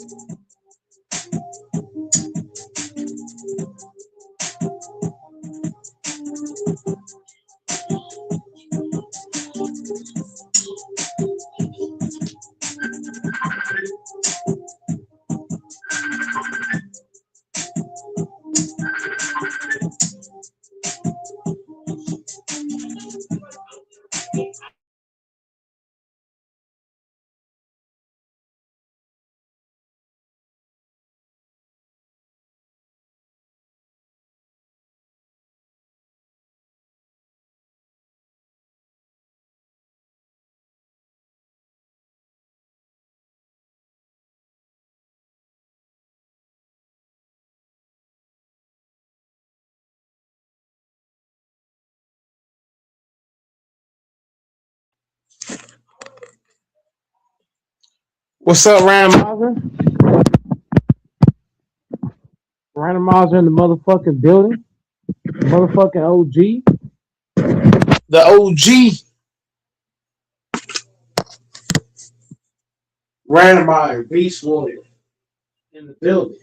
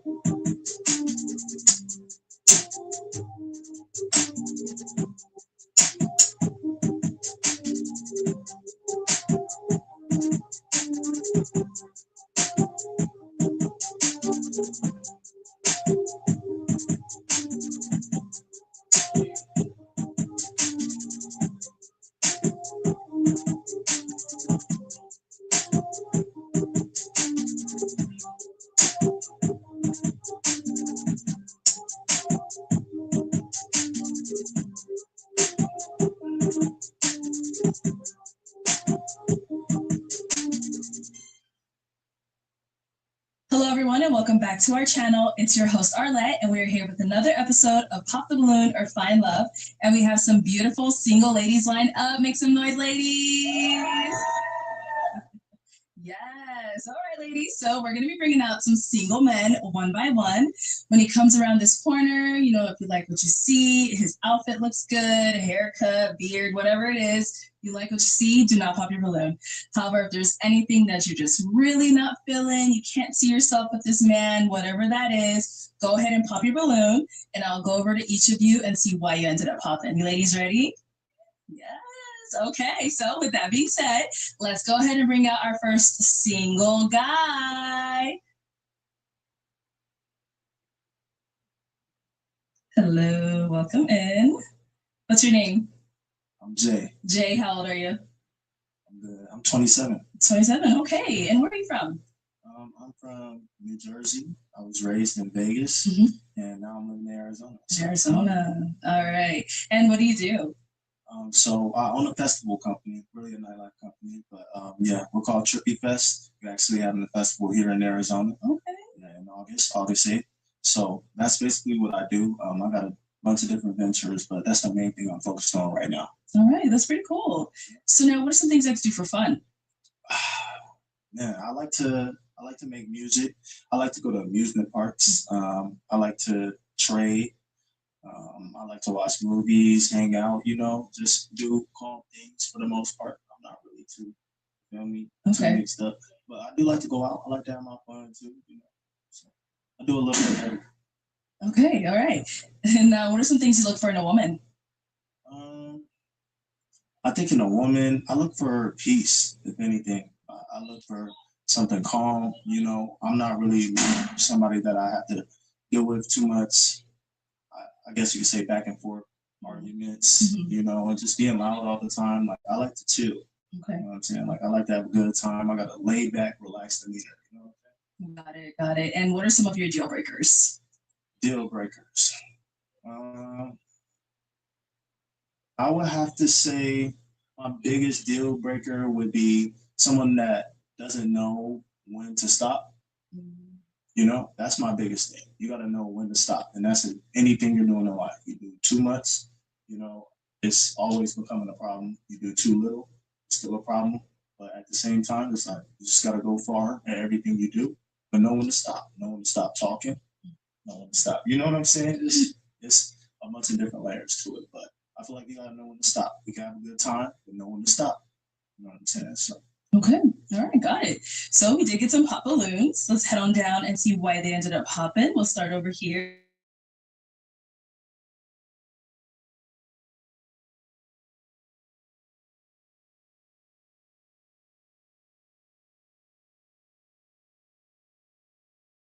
Up a smoke shop right now.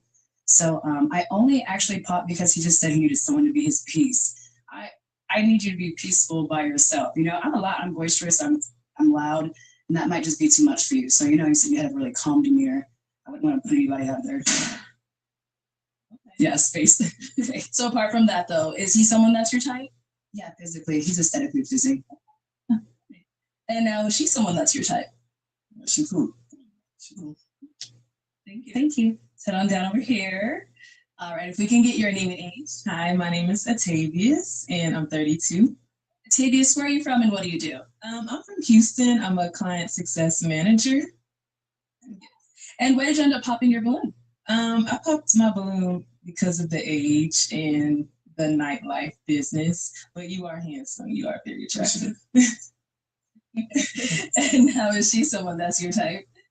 She's a beautiful woman. Thank you. Not necessarily my type. So what makes her not really your type? I guess a little bit taller than I would say. I guess probably the hair a little bit. I like a naturally beautiful woman. You know what I'm saying? And if it's gonna be done, it's gonna be done right. That's just me. Okay. Thank you. Let's come back this way. She did pop here. All right, we can get your name and age. Zoe, and I'm 31. And Zoe, where are you from and what do you do? I'm from South Carolina, and I'm a day trader, and I have my own business. So why'd you end up popping your balloon? He mentioned her height. I'm tall too, and I love to wear heels, so it's related. But you look good. I appreciate it. Yeah. Okay. Now, is she someone that's your type, or is she a little tall for you as well? She's pretty. I wouldn't necessarily say my type. She is a little bit taller, like you say, but a little bit closer. I'll say that. Oh, okay. Thank you. Let's head down this way. We did get a few more pops. All right, let's get your name and age. I'm Justice, and I'm 30 years old. Justice, where are you from and what do you do? I'm from Wisconsin, but I live in Central Valley, and I work with logistics and contracting. And why'd you end up popping your balloon? Because I'm tall as well, and I like wearing heels. Y'all should look. What's the height? Because now they're all gonna start popping because they heard tall. Like what I like. I can't really say it's a certain limit. Okay. Now, is she someone that's your type? Not really. And why not? Just not my vibe, I guess. It's not my vibe. Thank you. Let's go on down here. Hey, let's get your name and age. Hi, my name is Janaea, and I'm 29 years old. Where are you from and what do you do? I'm from Jersey, and I'm in the trucking industry. Yes. So why did you end up popping your balloon? Because I heard him say he don't like a girl that's loud and she need to know when to stop. I don't know when to stop. I do too much, if I'm being honest, and I'm very loud. Respect that. Thank we you. can be friends. We can be cool. Oh, we can? You feel me? I'm cool with that. Okay. I'm Jersey too. believe Oh, are you? Okay. What part? Camden. Okay, I'm South Jersey too. Oh, okay. Okay, yeah, I was born in Camden, so yeah. So I know she says she does too much, but you know, if you saw her out, is she someone that's your type? She's pretty. I would say she's definitely pretty. I probably talk to her. Thank you, thank you. All right, let's head on back this way. Okay, so we now have 2 unpop balloons. Go ahead and ask our remaining ladies a question. I would say, what do you look for in a man? Okay, what do you look for in a man? Let's come on down this way. Let's get your name and age first. My name is Ulia. I'm 28. Ulia, where are you from and what do you do? I'm from upstate New York, but I live in San Diego. I'm a wellness entrepreneur. So his question was, what do you look for in a man? I am really attracted to men that are very vision and purpose oriented in their lives. Like they know where they want to go and they're really diligent and disciplined on their path to getting there. That's something that's really attractive to me. I can name a couple more if you'd like. Yeah, I'll take a few more. Yeah. Okay. I mean, also, wait, hold on. I got braids. You came for her braids, so I don't know. I was gonna pop, but I'm like, yours laid a little better. I ain't gonna lie. It's a little better. I was gonna say. To me. It looks so good. That's just a personal opinion, you know. I said you was a pretty lady. We gotta go there. Want to go there? We can go there. That's just his preference. He likes yours though. I'm also attracted to men that are health conscious. Wellness. I do wellness for a living, so I couldn't be with someone who's not interested in that. What kind of wellness? So I facilitate experiences that just allow people to connect back to themselves using yoga, breath work, meditation, community. So yeah, that's my primary work. Okay. Yeah. We'll be back. Let's go see why she popped. We'll head back on this way. All right, if we can get your name and age. My name is Montrese and I'm 32. Montrese, where are you from and what do you do? I'm from Pittsburgh, California, and I'm a full-time law student. Okay, so why'd you end up popping your balloon? Because of the age, I really thought she would be a better fit than me. Okay. So that's literally why I popped. But you held on to the end. He said his age right in the beginning. I know, I was debating because I didn't know, if it would work or not. Okay. So now, is she someone that's your type? No, not really. No, it's not. All right, and why not? Just not really. I don't really like the outfit too much, or the hair. Just, I don't know. It's not really giving what it's supposed to give to me personally. Fair enough. That's fine. Thank you. Let's head on back this way. Okay, so you guys can get to know each other. If you guys have any further questions, now's your chance. I do. I have questions. Tell me about the life that you're trying to build for yourself. The life I'm trying to build for myself. I want to have a free life. I want to be able to go anywhere I want to go at any time I want to go. I want to be able to do anything I want to do. And, I'm family oriented. I have a kid myself. So I would definitely need to live a life of abundance, because I want my daughter to be in abundance. I want my daughter to be in abundance. I want my friends to be in abundance. I'm a team player. I like everybody to eat with me. So I'm just really focused, I'm on a mission to one thing to get to where I'm trying to be, So that's where I'm at. Beautiful. How old is your kid? Your daughter? A year and a half. Oh, she's little. She might be too little for me.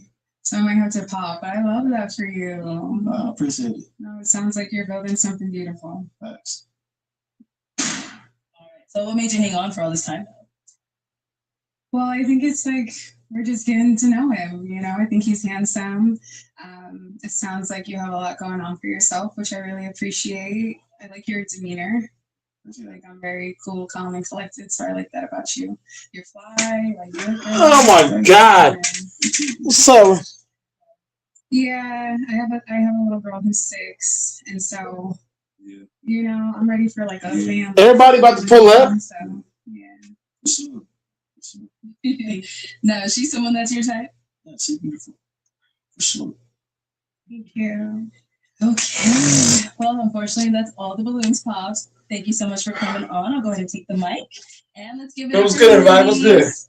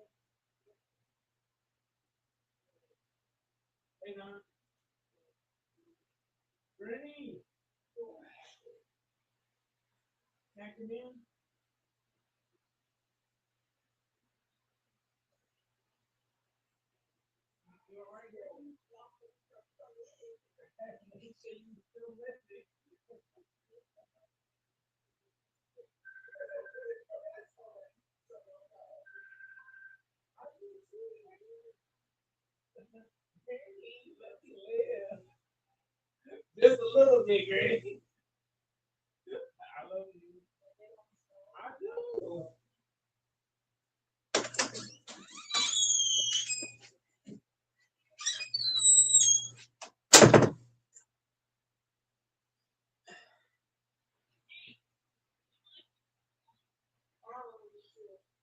Well, hold on. Let me get my headset. Oh, I gotta get my headset.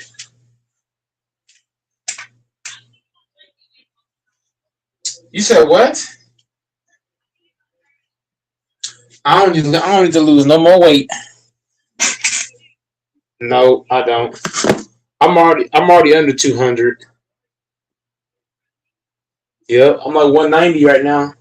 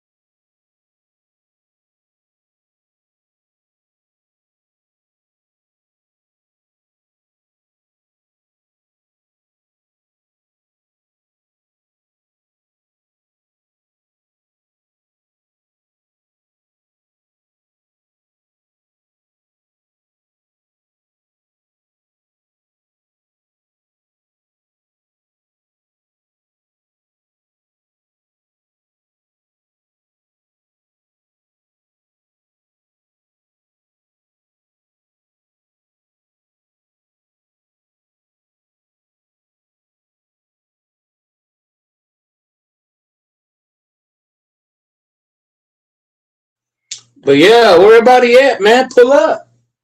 Let's get busy.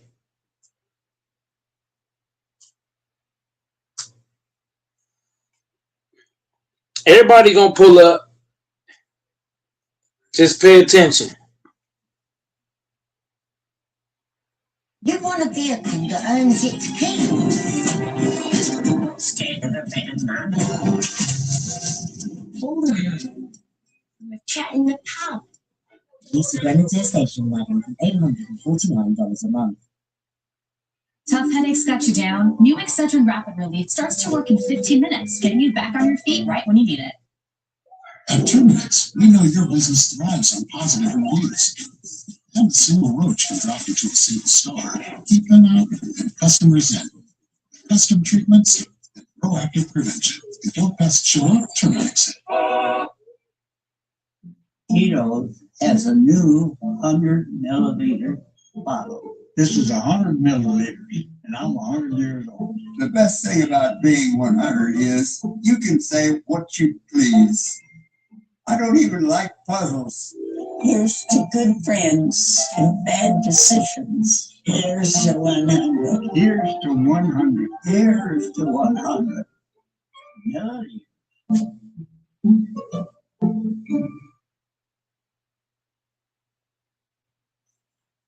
All right, let's bring out our next single guy. Oh, welcome in. What's your name? My name's Aaron. Aaron, how old are you? 28. 28? Okay, where are you from? California. All right, and what do you do? I do construction, and then I do public relations and entertainment side. All right, cool. So what are some things you like to do for fun? Things money can't buy. Okay, such as? I'm a country boy at heart. I like shooting, fishing, stuff like that. Okay, got it. And what are some things you look for in a woman? Support, loyalty, love. I don't ask for much. Really, the main thing is support for me. Mm-hmm. Okay, got it. And some of your deal breakers? Feet. Ugly feet. I don't like ugly feet. Okay. Got it. That's it. Just the feet. Okay. All right. So we did get some pop balloons. Let's head on down and see why they ended up popping. Let's start here with your name and age. I'm Unique. I'm 29. Unique. Why'd you end up popping your balloon? I don't know if I really like the tan pants with the pink. That's really it. I'm just like, See, I thought about white. I'm like, I don't know. that would have been better. Yeah. White. Yes. Yes. I blame my homie. He told me. Hey, you see, hating. No, I was kidding. Just kidding. And that was Unique, someone that's your type? Definitely. Very beautiful. Oh, so sweet. Thank you. Let's head down this way. Let's get your name and age. Zoe, I'm 31. And why did you end up popping your balloon? I'm just taller. That's it. But that's pink on your skin is wonderful. Thank you. Yeah. And is she someone that's your type? Very little season. Hey. Thank you. All right, if we can get your name and age. I'm Atavius. I'm 32. And why did you end up popping your balloon? I just popped my balloon because of the height, but you are handsome and you seem really fun. Fun. Yes, you do. You seem real fun. If I could choose my height, I would. I know. And how tall are you, if you may ask? Good day, 6. You said what? Good day, 6, but right now, 5'10". Okay. And she's someone that's your type. I love black queens. Oh, thank you. Let's head down this way. All right, if we can get your name and age. My name's Janaea, and I'm 29. Janaea, why'd you end up popping your balloon? I'm not gonna lie, I'm a big sneakerhead, and the sneaks I can't do.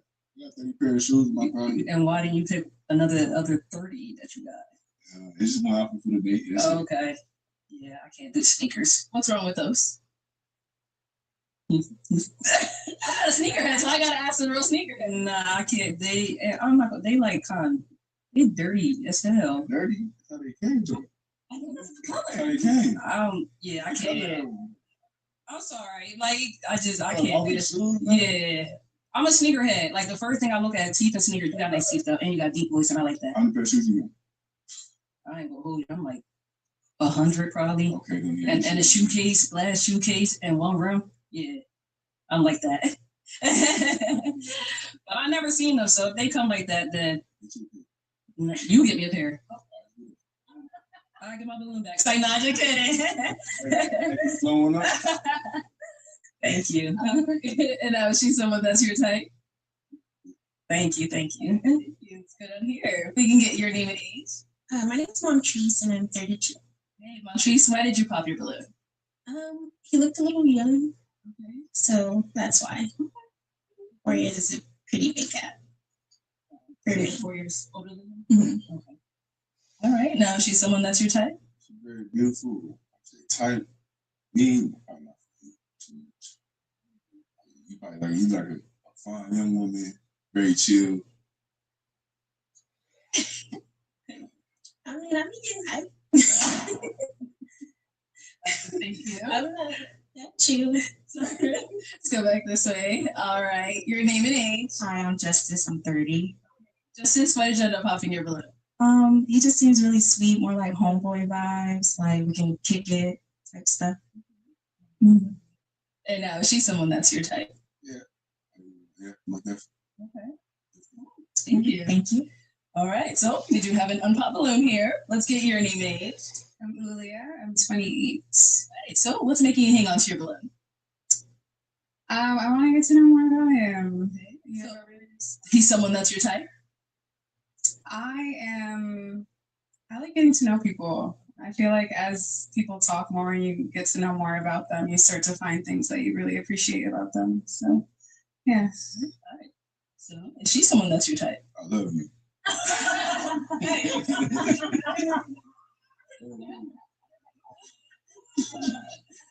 We going there right now. Do you guys have any questions for one another? I have some questions. Ask away. Let's get through the questions. All right, I heard your hobbies. That was a little. Yeah, we don't know where LeBron's going. Tell me more about like a day in your life. That's the thing, Doris. We don't know where LeBron's going. Yeah. So like,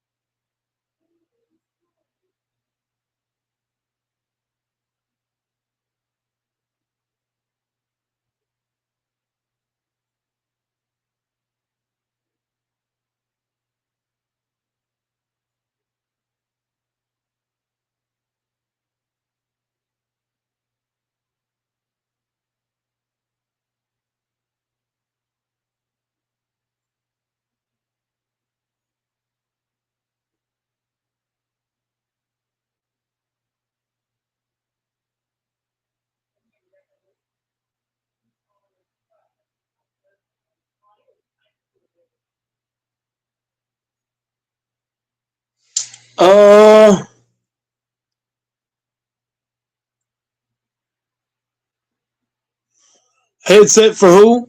Oh, I was on the phone call. I was on the phone call.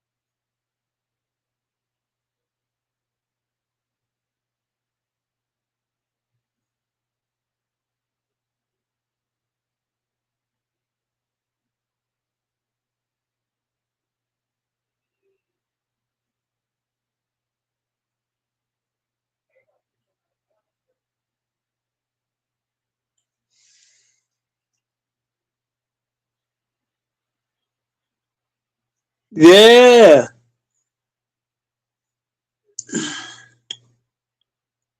Yeah, when I get on phone calls, I use a headset when I talk on the phone. It's easier to talk on the phone when you got a headset. You ain't gotta hold the damn phone and shit.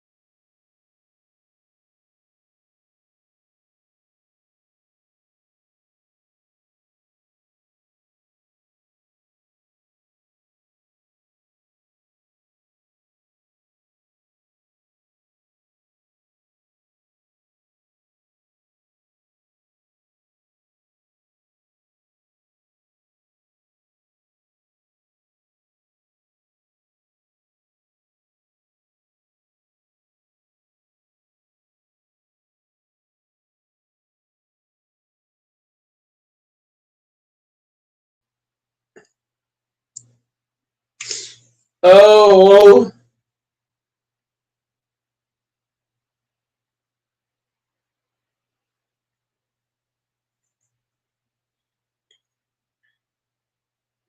Smell like royalty. Cremo's Italian Bergamot. A complex, layered scent featuring bright notes of citrus, neroli blossom, and fresh vetiver. Meticulously designed and refined by master scent specialists. Cremo, crown fit for you. The HEB Tournament of Champions is one of the largest charitable events in the nation. Each year, HEB partners roll up their sleeves alongside our HEB suppliers to volunteer with nonprofit organizations. This year's event raised over $18 million for nonprofit organizations supporting children and families across Texas. Over the past 4 decades, through the generosity of our HEB. This is how you get access to watch All In online. Click the join button on the Ball's Life YouTube page, select and purchase the pay-per-view membership. You're all set. See you on July 10th.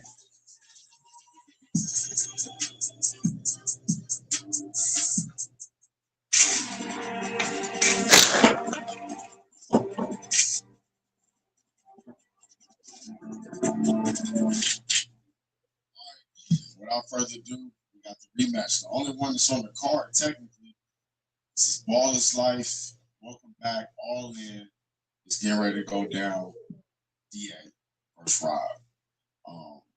DA and Rob, I had a lot of fun with Bossa making that story of you guys. However, I don't feel like I owe you an apology, but I just want to be able to dive deeper because, a little bit later in the future, because you guys are very good characters and you guys have a lot of layers. And, so my apologies for not being able to give that more time. I don't know if y'all felt slighted in a way, but, I think that you both mean a lot to the space, man. So thank you for letting me cover that story. Let's dive into this game. How you feel? Yeah. Great, man. Great. Where you going? So, Rob, let's go back. Let's go back to that 1v1, the first one. What do you remember about the match? What would you have done differently, and how was this one different? Try to be in my corner, listen to my people. So I was just standing up in timeouts, just feeling myself, honestly, all over and so that's where it come down to. I feel like I'm at my best when I'm home. That's where it come down. And there's a lot of fans that you have that really supported you even through this, which is great. So what do you have to say to the Rob fans out Yeah, I appreciate y'all showing love, man. Y'all stay with me through the good and bad. Appreciate y'all. And DA, you since you got on the scene, you ain't been shy at all. You know, and we talked about what he remembers. What do you remember from that match as you started to go Shit, just looking at all them, clowning, showboat, like putting thumbs down, all that bullshit. Like it's like, all right, the game ain't over. So shit, we'll see it at the end of it. We'll get to 30. It come with experience, man. Like you gotta finish your food. I'm one of them to finish my food. And did you kind of feel disrespected from the jump that people was wondering who was going to win this game? Yeah, because people, I guess the pro guys had a bad name at the time. Like Ty lost, Briscoe lost, all the other guys lost, whatever. So it's like people really believing that the YouTube guys could, mess with them on the court. And some of them are. Everybody talented, like it's one-on-one. So it's not like a team atmosphere, but at the same time, people be delusional of basketball players. Like just because somebody get to the NBA or y'all ain't see them do all these highlights or whatever, that don't mean they ain't nice. So, but man's got something wrong with them. They believe this nigga is just, I don't know, God or something. Shit, it goes to show they call some hoop. Yeah, they call him Thanos, so Thanos the hoop. Like, who are the top guys who you played against? They made my top guys. So, and this ain't no shot. I already told him that one-on-one, on camera, off camera. I think he's a good player. It's just the way the fans perceive him and the shit they be saying that made me feel disrespected. So that's why I gotta show him. And that's what I was going to ask you. Is this just a different matchup? Because it was your first matchup. Yeah. So is this just a whole different ball game? It's going to be like, I'm going to show you, or it's just kind of like more of the same? I'm way more comfortable now. I know what it is now. Of course, I got more respect for the space. I would be the first to tell you that it's different than people just looking and thinking that it's going to be easy or whatever. Like, it was different. I had to readjust, and yes, he ain't closed the door. So he gave a chance for me to make the adjustment, and I only need 5 points to win the game. I won't give it all that. So. And for Rob, it's like I've been telling everybody, I'm not trying to get you to get in here and talk about your shit. Like that's not what I want. I want it to feel real, authentic.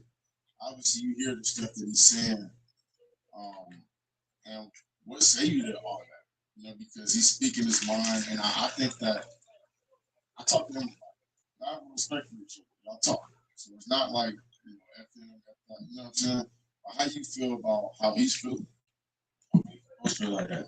You got to win, so you're supposed to be a powerful person in the rematch. I know issues before too. When I played school in the rematch, I felt like shit, it's gonna be light, but it won't. No, I ain't underestimating you, but I'm gonna do what I'm supposed to do. I don't underestimate nobody. Like I'm one of them that's like I'm just now getting a just due. Maybe not even getting my just due. So I'm never content. Yes, I troll some of your fans, but that's just because they was trolling me. I'm gonna do what I always do. I'll figure it out. I'll win. I'll make people put respect on my name. All my shit is earned. None was ever given. So people see me now, they see, oh yeah, he got he got money, whatever they want to call it. But I come from humble beginnings, and I ain't never lost that. I ain't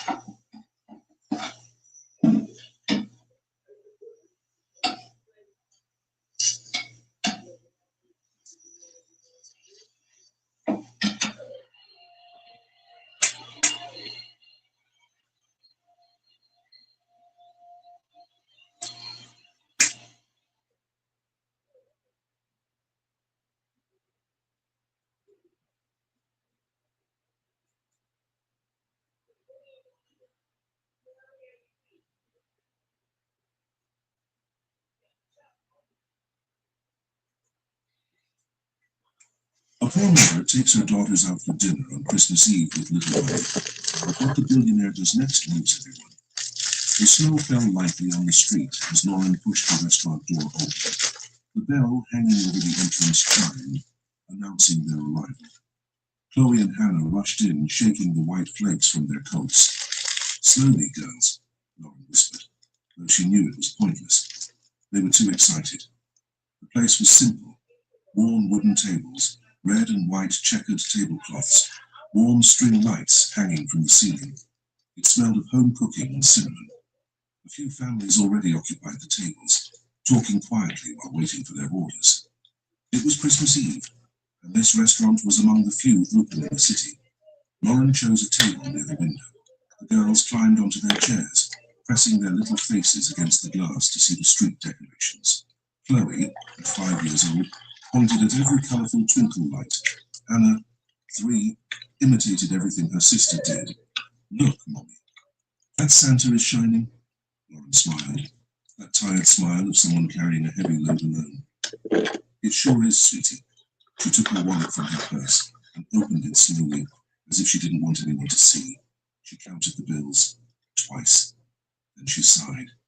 Across the room, sitting alone at a corner table, James watched them. He hadn't come to the restaurant by choice. He had come because staying home, in the absolute silence of his penthouse apartment, was worse. At least here there were voices, movement, some illusion that the world wasn't just made of empty walls. James was 50 years old, with a lifetime of accumulated loneliness. Not for lack of money, not for lack of opportunities, but because he never knew how to connect. People would come, say things, laugh, and he would be there, present but absent. Over time, they stopped trying. And then he stopped trying too. Now, on Christmas Eve, he was there, alone, as always. But something made him look at the table by the window. The young woman, the 2 blonde, bright-eyed girls, radiant with energy. Something about that scene held him. He couldn't explain why. The waitress approached Lauren's table with a wide smile. "Good evening, do you know what you'd like yet?" Lauren picked up the menu and showed it to the girls. "Look here, see what they have." Chloe pointed to a large, colourful picture. "Mommy, can we order this?" It was a Christmas special. Roast turkey with golden potatoes, gravy, grilled vegetables, and a slice of pie for dessert. Lauren looked at the price. Her stomach clenched. "I'm sorry, we don't have a lot of money." Chloe pouted, but didn't insist. Hannah tugged on her mother's sleeve. "What about that one?" It was another expensive dish. Lauren shook her head slightly. "How about we share a large order of pasta, and then if we have enough left, we can get a slice of cake. What do you think?" The girls agreed, but Lauren saw the disappointment in their little eyes. She swallowed the lump in her throat. "It'll be delicious, I promise." She placed the order in a steady voice, but inside she was falling apart. She had planned this outing for weeks, saved every penny she could. She wanted to give her daughters a special night, something that felt like a holiday, something that would ease the harshness of the last few months. But reality was harsh too. She looked out the window, blinking quickly to hold back tears. Across the room, James couldn't tear his eyes away. He had heard everything, not on purpose, but the restaurant was small and their table was close. He had heard the girl's timid request, the mother's careful reply, the kindness with which she turned disappointment into something bearable, and something stirred inside him. James wasn't the type to act on impulse. He overthought everything, overanalyzed. He got stuck behind his own barriers, but tonight something was different. He stood up. He walked over to their table before he could change his mind. Lauren looked up, surprised. The man was tall, with grey hair, dressed simply but neatly. He looked uncomfortable but determined. "Excuse me," James began, his voice a little hoarse. I don't mean to intrude, but I noticed you're alone, just like me. And it's Christmas. It would be an honor if you'd accept dinner with me." Lauren blinked, unsure what to say. I'm sorry, but I don't think I can." James held up his hands, as if asking for calm. "I understand. I know it seems strange, but I promise I have no ulterior motives. I just didn't want to spend this evening alone. And you seem like good people. If you don't mind, I'd like to pay for dinner for all of us." Where I got LeBron going, I don't know. I really don't know. To be honest, I don't know. I don't know where he's going. I think he should retire. Chloe looked up at her mother with wide blue eyes. "Molly, is he nice?" James smiled awkwardly. "I hope so." Lauren hesitated. She had every reason in the world to be suspicious. A single mother couldn't afford to be naive. But there was something about the man's demeanor. Something sincere, sad even. She looked at the girls, then at him. "All right, you can sit down." James felt such enormous relief that he nearly tripped over the chair. The waitress returned, curious. James ordered the Christmas special for each of them. Lauren tried to refuse, but he insisted gently, "Please, it's my treat. For you." When the food arrived, the girls burst into cheers. Chloe clapped her hands. Hannah started singing a made-up song about turkey. Lauren smiled, a genuine one this time. James ate slowly, but the food wasn't his focus. It was the chatter, the girls' spontaneity, the way Chloe told endless stories, mixing fact and fantasy, the way Hannah imitated the adults, serious and funny at the same time, and Lauren, the way she talked to her daughters, with infinite patience, with exposed love. James felt something he hadn't felt in years. He felt warmth, not the warmth of the heater or the hot food, the warmth of being close to people who accepted him, who asked for nothing in return. They were simply existing there, alive, present, real. "Do you have children?" Lauren asked, breaking his silence. James shook his head. "No, I never had a family. I mean, I have some distant relatives, but no one close. I've always lived alone." "That must be hard," she said, without pity, just understanding. "It is. Especially this time of year." Chloe leaned forward, crumbs of pie at the corner of her mouth. "You don't have anyone to spend Christmas with?" James smiled. "Now I do. You." The girl seemed to think about that for a moment. Then she nodded, satisfied, and went back to eating. Lauren watched James closely. He wasn't intrusive. He didn't ask too many questions. He was just there, listening, present, and that somehow made all the difference. Dinner continued with more laughter. Hannah spilled juice on the tablecloth and started crying, but James made a funny face that made her burst out laughing again. Chloe asked him to draw a Santa on a napkin, and he tried it even though he was terrible at drawing. For the first time in a long time, James wasn't just taking up space. He was participating, existing, mattering, and that shook him. When they finished eating, Lauren gathered her things to leave. James stood up too. "Thank you," she said, and the gratitude was genuine. "You didn't have to do that." "I know, but I wanted to. And it was the best Christmas Eve I've had in years." Lauren held the girl's hands and started for the door, but before walking through it, Chloe turned around. "Merry Christmas." James felt his eyes sting. "Merry Christmas, little one." He stood there, watching the three of them disappear into the snow. The restaurant was still full. The conversations continued. Life went on, but something inside him had changed. For the first time in many years, James truly smiled. and he felt that maybe, just maybe, there was still a place for him in this world. James didn't expect to see them again. He had gone for a walk with no real destination, as he always did when his apartment felt too heavy.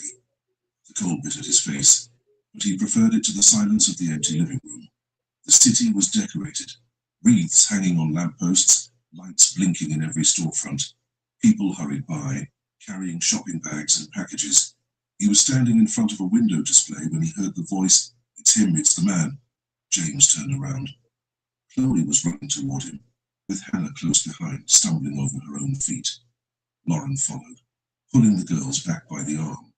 "Chloe, don't run off like that." But the girl had already arrived. She stopped in front of James, breathless, her cheeks red from the cold. "Hi, do you remember us?" James felt something tighten in his chest. Of course he remembered. He hadn't been able to stop thinking about them since that night. "Of course I do." Lauren reached her daughters, adjusting Hannah's hat that had slipped down. The girl's blonde hair shone under the colored streetlights. "I'm sorry. They saw you and just took off. No need to apologize." They stood there for a moment, unsure what to say. The movement of the street continued around them, but it felt like the world had shrunk. Just the four of them there, amidst the lights. "Are you looking at the decorations?" James asked. Chloe nodded, excited. "Mommy promised we'd walk all over the city." "And we will," Lauren said, but there was tiredness in her voice. "We just need to go slowly, okay?" James hesitated. He didn't want to be a bother, but he also didn't want this meeting to end so quickly. "May I join you?" Lauren blinked, surprised. "You want to? If it's not inconvenient." She looked at the girls who were already jumping for joy. Then she looked at him. There was something on James's face that she recognized. Loneliness, the same she felt. "All right, let's go together." They started walking along the main street. The storefronts gleamed with decorated trees and fake snowmen.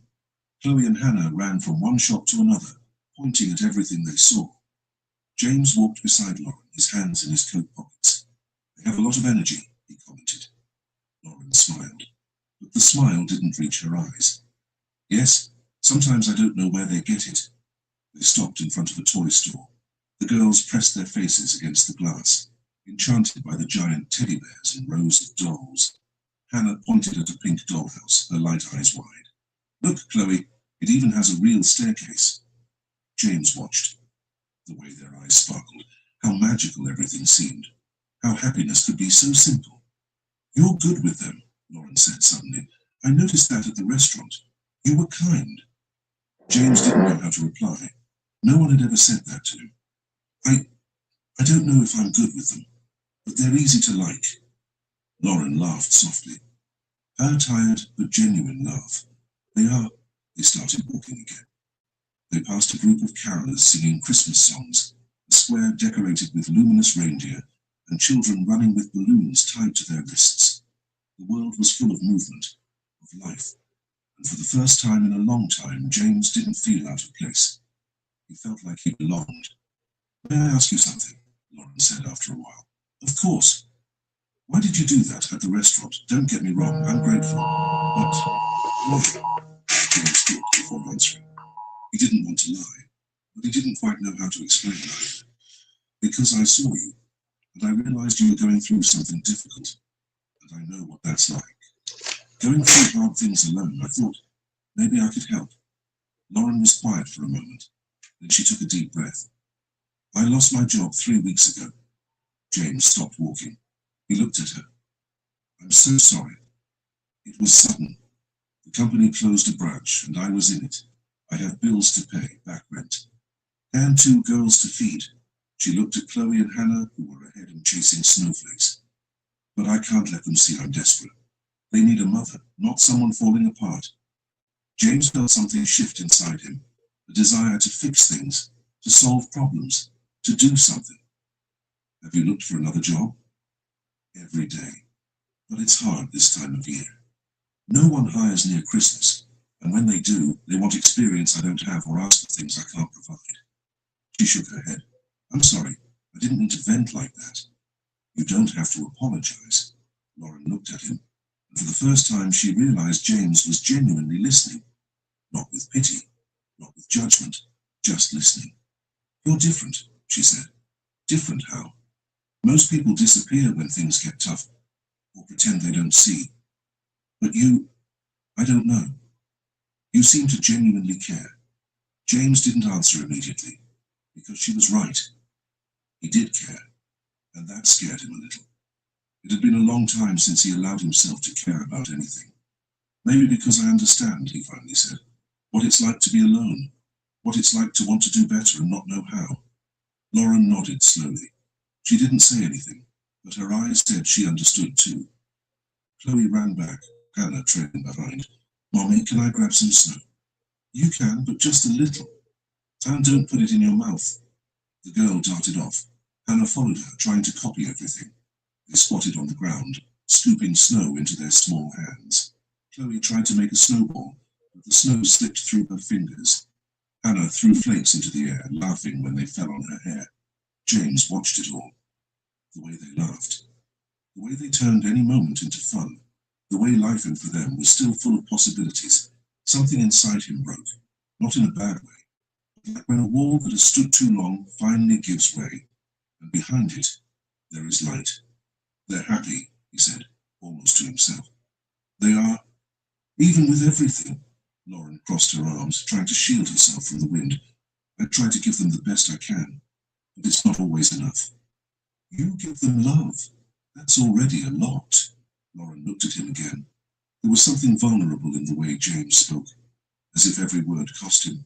Did you really spend your whole life alone? Yes. I never knew how to do anything else. And now? James was silent. He looked at the girls, he looked at Lauren. He looked at the city lights, the people passing by. That simple and imperfect moment. Now I want to try. Lauren didn't say anything, but she nodded. And somehow that was enough. They started walking again, slower now. The snow began to fall harder, dusting their shoulders and hair. Chloe and Hannah took James' hands, one on each side, and pulled him down the street. Come on, there are more lights up ahead. He let them. He didn't resist. He didn't run away. He just let those little hands guide him. The girl's gloves were soft and warm. He squeezed back gently. Lauren walked behind, watching. There was something strange about all of this. A man they barely knew, but who, somehow, seemed to be exactly where he should be. They reached a corner where a vendor was selling roasted chestnuts. The sweet smell filled the air. Hannah pulled on James's hand. Can I have some? He looked at Lauren, asking for permission. She hesitated, but nodded yes. James bought a small bag and shared it with the girls. They ate them right there, standing up, blowing on the hot chestnuts. Chloe burned her tongue and looked like she was about to cry, but she soon started laughing again. James smiled, a genuine smile, complete. And for the first time in a long time, he felt the urge to stay. Not just on that street, not just for that night, but there with them. In something that felt finally like a beginning. James spent 3 days thinking before showing up. He didn't know if it was right. He didn't know if he'd be welcome. But he also couldn't stop thinking about those two blonde, bright-eyed girls, running through the snow, laughing at everything. And about Lauren, carrying the world on her shoulders without complaining. So on a cold afternoon, he bought the toys. It wasn't from an expensive store. It was a simple place, where the things were honest. A rag doll for Hannah, a building block set for Chloe. Nothing over the top, just enough to bring a smile. He pulled out the address Lauren had given him that night, when they said goodbye on the corner. He had kept the paper in his coat pocket and looked at it constantly, as if it might disappear. Now he was standing in front of the building. It was an old place. 3 stories, dark brick outside metal fire escape. It wasn't ugly, but it was worn out. The kind of place that endures because it has no choice. James climbed the stairs slowly, holding the bags. He knocked on the door of apartment 2B. He heard quick footsteps. Then Chloe's voice yelling, "I'll get it." The door flew open. Chloe stood there, wide-eyed. Then she yelled even louder, "Mommy, it's him! The man from the lights!" Hannah appeared behind her sister, already jumping. Lauren came right after, drying her hands on a dish towel. She stopped when she saw James, surprised. "James." He held up the bags. feeling a bit awkward. Hi, I brought some things for the girls. I hope I'm not intruding. Lauren blinked, still processing. Then she gave a small, genuine smile. Of course not, come in. The apartment was small, a living room that opened straight into the kitchen, 2 doors leading to the bedrooms. Everything was very clean, but you could tell the furniture was old. The sofa had patches. The table had deep scratches. But there were drawings from the girls taped to the refrigerator, colourful cushions on the sofa, and the smell of baking cake in the air. It was simple, but it was home. James stood awkwardly in the middle of the room, unsure where to put the bags. You can put them there, Lauren pointed to the table. Now sit down. Make yourself comfortable. Chloe and Hannah were already surrounding him, curious. What did you bring? James knelt down to their level. Shall we see? He opened the first bag and pulled out the rag doll. Hannah's light eyes widened. For me. For you. The girl hugged the doll so tightly that James thought she might suffocate the toy. Then she ran around the room, showing it to her mother, her sister, the furniture. Look, Mommy, she has real hair. That's lovely, sweetie, Lauren said, but her eyes were on James.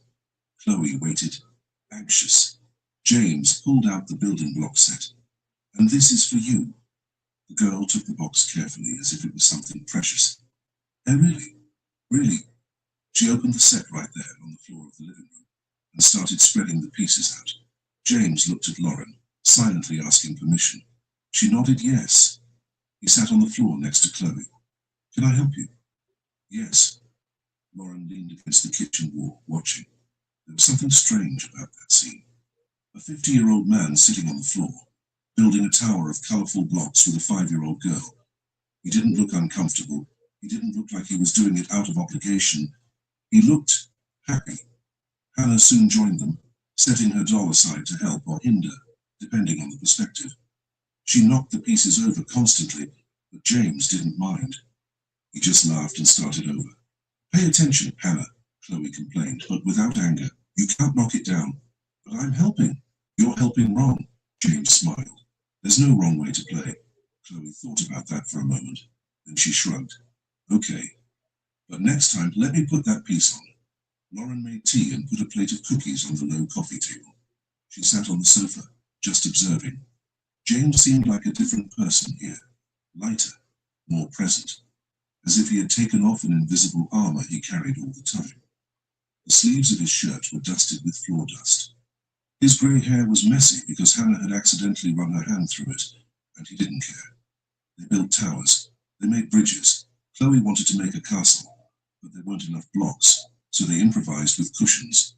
It needs a big door, Chloe explained, very seriously, for the carriage to go through. That makes sense, James agreed, adjusting a yellow cushion. And windows.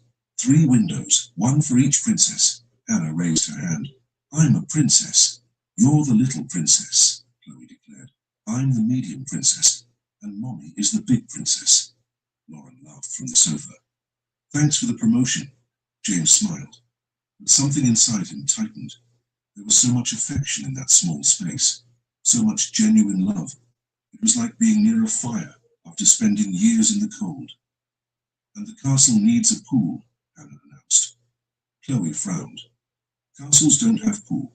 Mine does. No, it doesn't. Yes, it does, James intervened before the argument could escalate. How about we make a lake? Lakes are near castles. The two thought about it. Then they agreed. They used an old blue plastic tray Lauren had in the kitchen. It was perfect. At some point, Hannah spotted a small box of glitter on the shelf. Before anyone could stop her, she opened it and threw it all into the air. Hannah! Lauren stood up, but it was too late. Glitter rained down on everyone, on James and hair, on his shirt, on the floor, on the sofa, on the game pieces, everywhere. There was a second of silence. Then James started to laugh. He laughed so hard he had to brace his hands on the floor. Chloe started laughing too. Hannah, not quite understanding what she had done, laughed because everyone else was laughing. Lauren sighed, but couldn't hold back a smile. That's going to be here for weeks. I'm sorry, James said, still laughing. But you have to admit it looks pretty, and it did. The golden glitter sparkled under the faint light of the room, as if it had snowed stars. Lauren grabbed a broom but gave up after realizing the glitter only spread more. James tried to help, but it was useless. I guess we'll have to live with it, she said, tossing the broom aside. It could be worse. How? It could have been paint. Lauren laughed. He was right. They played until the sun began to set. James helped the girls put the toys away. Chloe insisted that the castle stay built. Just for today, Lauren conceded. We'll take it apart tomorrow. Lauren made simple sandwiches for dinner, cheese, ham, and tomato. The girls ate at the low living room table, still chatting about the castle they had built. And tomorrow we'll make the garden, Chloe planned, with flowers and trees. And unicorns, Hannah completed. Unicorns aren't real. They are too. In my castle, they are. James sat on the sofa, accepting the plate Lauren offered. Thank you for letting me stay. Thank you for coming. They loved it. I did too. Lauren sat beside him, tired but peaceful. She watched her daughters eating and talking to each other, creating endless stories. You're good with them, she said. I don't know if I'm good, but I like being here. She looked at him sideways. Why? James thought before answering. Because it's been a long time since I felt useful. It's been a long time since I felt like I mattered to someone. Lauren didn't say anything, but she understood. After dinner, the girls took a bath and put on pajamas. Lauren read a story to them, sitting on the edge of Chloe's bed while Hannah snuggled up on the other side. It was a book about a fox making friends in the forest. James stood in the doorway of the room, just watching. The whole scene seemed like something from another world, something he had never experienced. Lauren's gentle voice reading, the girls' questions, the way they yawned, fighting sleep. When the girls finally fell asleep, Lauren returned to the living room. James was still there, sitting on the sofa, looking out the small window. Would you like more tea? She offered. I would. She prepared 2 mugs and came back. They sat in silence for a few minutes, just listening to the distant sounds of the city, cars passing, muffled voices from neighbors, the wind rattling the window. The glitter still sparkled on the floor, even in the dim light. Can I tell you something? James asked suddenly. Lauren turned to him. Of course. He took a deep breath, as if preparing to jump from a high place. I've always lived alone, not because I wanted to, but because I never knew how to do anything else. My parents died when I was young. I had no siblings, no close family. I was raised by aunts and uncles who didn't want me there, so I learned not to take up space. Lauren listened without interrupting. I grew up believing that I was the problem, that there was something wrong with me, that people didn't stay because I wasn't interesting enough, or warm enough, or whatever. Enough! He paused, looking at the mug in his hands. So I stopped trying. I lived my whole life surrounded by silence, even when people were around, even when I was in crowded places. It was always silence. He stopped talking for a moment. Lauren waited. The holidays were the worst, James continued, his voice lower. Christmas, New Year's, birthdays. Everyone celebrates with someone, and I was alone. I tried to ignore it. I tried to pretend it didn't matter. But it did. It mattered so much it hurt. Lauren felt something clench in her chest. One year I bought a birthday cake for myself, he said with a sad smile. I lit the candles, sang Happy Birthday alone. Dad then threw the cake away because I couldn't eat it. It was ridiculous. It wasn't ridiculous, Lauren said softly. It was sad, he corrected. But I didn't know how to do anything else. I didn't know how to change. He finally looked at her. And then I met you that night at the restaurant, and suddenly everything changed. I can't quite explain it. But being with you, it's like I woke up. Like I finally found something that had always been missing. He shook his head, almost embarrassed. I'm sorry. It must sound strange. A 50-year-old man appearing out of nowhere, saying these things.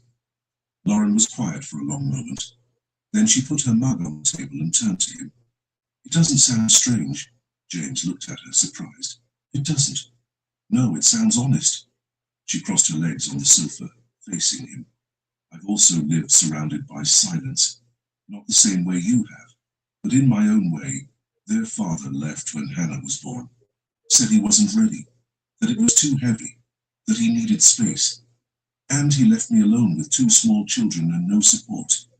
She looked at her own hands. My family lives far away. I don't have many friends. I work, I take care of them, I come home. It's always the same routine, and I love my daughters more than anything. But some days it's lonely. Some days I wish I had someone to share things with. Someone who understood. James nodded slowly. And you understand, Lauren said. I don't know how, but you understand. They sat there, on the old sofa, in the dim light of the living room. The glitter still sparkled on the floor. The toys were put away in the corner. The girls were sleeping in the next room. Thank you for letting me in, James said, his voice heavy with emotion. Lauren didn't respond with words. She just reached out and touched his arm, a light touch, but firm, a touch that said, you are not alone, not anymore, and that was enough.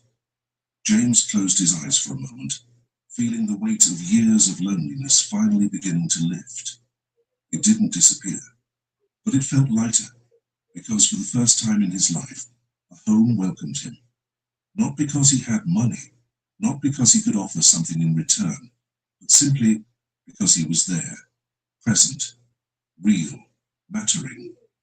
And that changed everything.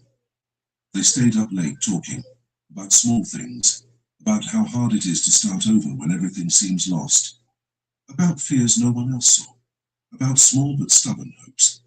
Lauren talked about a job interview she had the following week.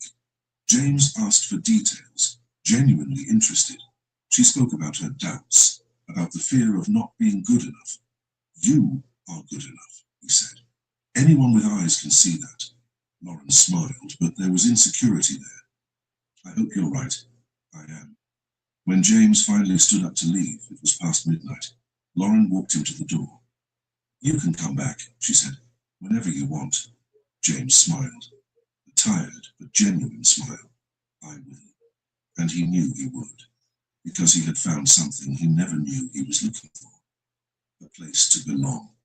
Lauren closed the door slowly and leaned against it for a moment. She looked at the messy living room, at the scattered glitter, at the makeshift castle the girls had built with James, and for the first time in a long time, she didn't feel alone. The invitation came 3 days before New Year's Eve. James called Lauren on a cold morning. She was in the kitchen, trying to make the monthly budget work. When she saw his name on the screen, she answered immediately. Hi, James. Hi, I wanted to invite you and the girls. Lauren held the phone against her shoulder while stirring her coffee. What kind of invitation? For New Year's Eve, I thought you might want to spend it with me, at my apartment.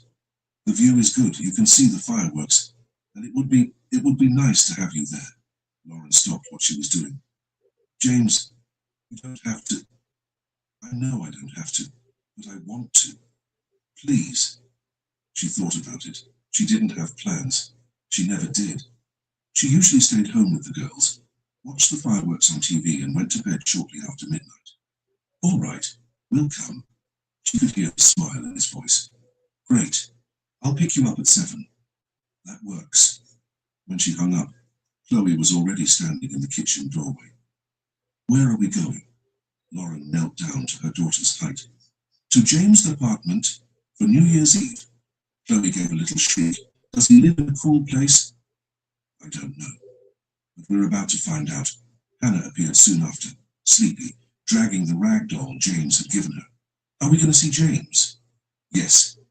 The girl smiled and hugged the doll tighter. On the 31st, James arrived promptly at 7. He wore a dark coat and carried a bag full of things. Lauren opened the door with the girls already ready. Chloe had chosen a blue dress. Hannah wore pink star pajamas. You look beautiful, James said. Thank you, Chloe replied, very serious. Mommy did our hair. Lauren had tied the girls' blonde hair back with sparkly clips. She herself was simple but neat. Jeans, a white shirt, an old but clean coat. Shall we go? James asked. They went down the stairs and got into his car. It was a normal car, nothing flashy. The girls went into the back seat, already chatting non-stop. James's apartment was on the other side of the city. Lauren looked out the window as he drove. The snow was beginning to fall lightly, covering the streets. Is it far? She asked. About 20 minutes. They drove in comfortable silence. The girls sang in the back seat, making up songs that didn't make sense. When they arrived, Lauren looked at the building and blinked. It was tall, very tall, glass and concrete, modern and elegant. The doorman opened the door for them with a polite nod. Good evening, Mrs. Wilson. Good evening, Robert. They got into the elevator. James pressed the button for the top floor. Penthouse. Lauren looked at him, but didn't say anything. She just held the girls' hands tighter. When the doors opened, they stepped right into the apartment. There was no hallway. The elevator opened into the living room, and what a room it was, spacious, with huge floor-to-ceiling windows. The view showed the entire city, lit up and sparkling. Chloe and Hannah ran to the glass, pressing their faces against it. Mommy, look, you can see everything. Lauren stood still, taking it in. The place was beautiful, clean, but also empty. There was little furniture, few personal items. It looked more like a hotel than a home. James noticed her expression. I know, it's too big for one person, but the view is good. It's beautiful, Lauren said, sincerely. He smiled, relieved. Come on, let me show you. The table was already set in the living room, nothing extravagant. Sandwiches, fruit juice, a simple cake. James had prepared everything. You must be hungry. The girls ate while they talked. James put on quiet music. Lauren helped serve, feeling strange in a space so different from her own. Do you live here alone? She asked. I do. Always have. It must be lonely. James looked around as if seeing the place through her eyes. So it is, but not today. After they ate, James opened the balcony doors. The cold wind rushed in, but he had already placed blankets and cushions on the chairs. There was even an outdoor heater on. We'll watch the fireworks from here. Chloe and Hannah ran out. Lauren followed them, pulling their coats tighter. The view from the balcony was even more beautiful. You could see the entire city preparing for the countdown. James brought hot chocolate for everyone. They sat in the chairs, covered, warm, looking at the lights below. How much longer? Chloe asked. James checked his watch. 1 hour. That's a long time. It'll go fast. And it did. They talked, laughed, told stories. Hannah almost fell asleep, but Chloe nudged her to stay awake. You can't sleep. You'll miss the fireworks. At 11:30, the snow began to fall harder, thick white flakes that covered everything. Lauren looked at the sky, worried. It's getting heavy. It is, James agreed. The roads will be bad. Lauren felt her stomach clench. She didn't want to drive back in the snow with the girls, but she also didn't want to overstay her welcome. James seemed to read her thoughts. You can stay. James, I prepared a room for you in case you wanted to stay. Lauren looked at him, surprised. You prepared one? Yes. There's a double bed and a twin bed. Clean linens. Everything you need. But please, he said, and there was something vulnerable in his voice. I want you to stay. I want to wake up on New Year's Day knowing I'm not alone. Lauren was quiet for a moment. Then she nodded. All right, we'll stay. The smile James gave was the most genuine she had ever seen. At 11:50, the city began to stir. They went back out to the balcony, now standing, looking at the horizon. 2 minutes left, Chloe shouted. James picked up Hannah so she could see better. The girl leaned her head on his shoulder, sleepy but awake. Lauren stood beside them, with Chloe holding her hand. When the clock struck midnight, the city exploded with light. Fireworks shot up from all directions. Red, gold, green, blue. The entire sky shone. Chloe screamed with joy. Hannah clapped her hands. Lauren smiled, with tears in her eyes that were not from sadness. James looked at her. Happy New Year. Happy New Year, she replied. And for the first time in a long time, Lauren believed it would be. After the fireworks, James showed them the room. It was simple but cozy. The double bed had clean white sheets. The twin bed had a fluffy blanket. There were folded towels on the dresser. Do you need anything else? No, it's perfect. The girls were already jumping on the twin bed, laughing. Can we sleep right here? Chloe asked. You can, Lauren said. but you have to brush your teeth first. James left the door ajar and returned to the living room. Lauren followed him, leaving the girls to get ready. Thank you, she said, for everything. You don't need to thank me. I do. You've done so much for us, and we barely know you. Against the window, looking at the snow that was still falling.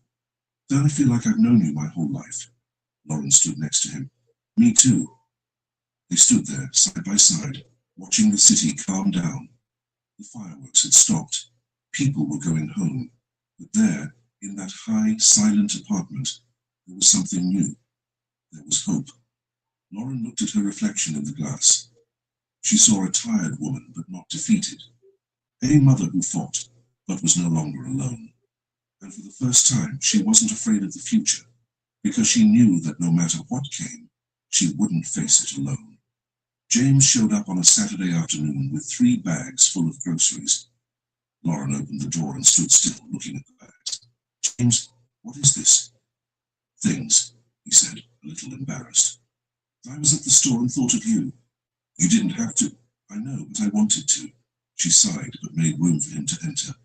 Chloe and Hannah were in the living room, drawing on the floor. When they saw James, they dropped their pencils and ran. James!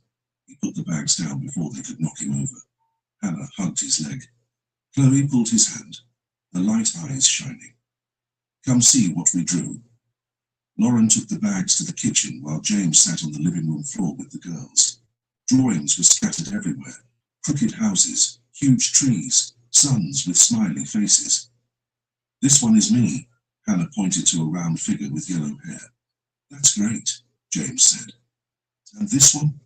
That's you? Chloe showed a tall figure with grey hair. He was holding hands with 3 smaller figures. James felt something clench in his chest. He was in their drawings. He was part of their world now. Can I keep it? You can. Hannah was already grabbing another piece of paper. I'm going to make another one for you. In the kitchen, Lauren put the groceries away slowly. Milk, bread, eggs, fruit, rice, beans, pasta. Basic, but necessary things. Things she needed, but that cost a lot when added up. There was even chocolate, the good kind. She leaned her hands on the counter and took a deep breath. James was doing too much, but he was also being careful. He didn't rub the money in her face. He didn't make it look like charity, he just helped. She went back to the living room. The girls were still drawing. James had a pencil in his hand, trying to draw a tree that looked more like a crooked mushroom. That's not a tree, Chloe laughed. It is. Just different. It's ugly. Chloe, Lauren scolded. James just laughed. She's right. It is ugly. I was never good at drawing. That's okay, Hannah said, serious. We'll teach you. And they did. They spent half an hour showing him how to make clouds, flowers, people that didn't look like sticks. James tried, messed up, laughed. Later, when the girls went to play in the room, Lauren made coffee. She and James sat on the small balcony of the apartment. It was just a narrow space with 2 old chairs, but you could see the street. The sky was grey. It looked like it was going to snow again. Thank you for the groceries, Lauren said. Oh, you're welcome. They sat in silence for a moment. A comfortable silence. A car passed on the street. A child shouted while playing somewhere nearby. James stirred his coffee, thinking there was something he wanted to ask for weeks, but he didn't know if he had the right. Can I ask you a question? He finally said. Of course. The girl's father, is he still part of their lives? Lauren was quiet. She looked at the street, at the passing cars, at the bare trees. No, he left when Hannah was born. James waited. He knew there was more. We dated for 3 years, Lauren continued, her voice steady but distant. He was nice, fun. He made me laugh. But when Chloe was born, things changed. He started complaining about everything. Her crying, the sleepless nights, the money we spent. But I thought it was just a phase, that it would get better. She took a sip of coffee. Then I got pregnant again. It wasn't planned. When I told him, he went white, said he wasn't ready, that it was too soon. I said we could handle it like we did with Chloe, but he didn't even want to try. James gripped the cup in his hands. Hannah was born on a rainy day. The thunder was loud. I called him from the hospital, said the baby had arrived, that everything was fine, that she was beautiful. He said he'd come, but he never showed up. Her voice didn't shake. It was as if she were telling someone else's story. 2 days later, I came home with Hannah in my arms and Chloe holding my hand.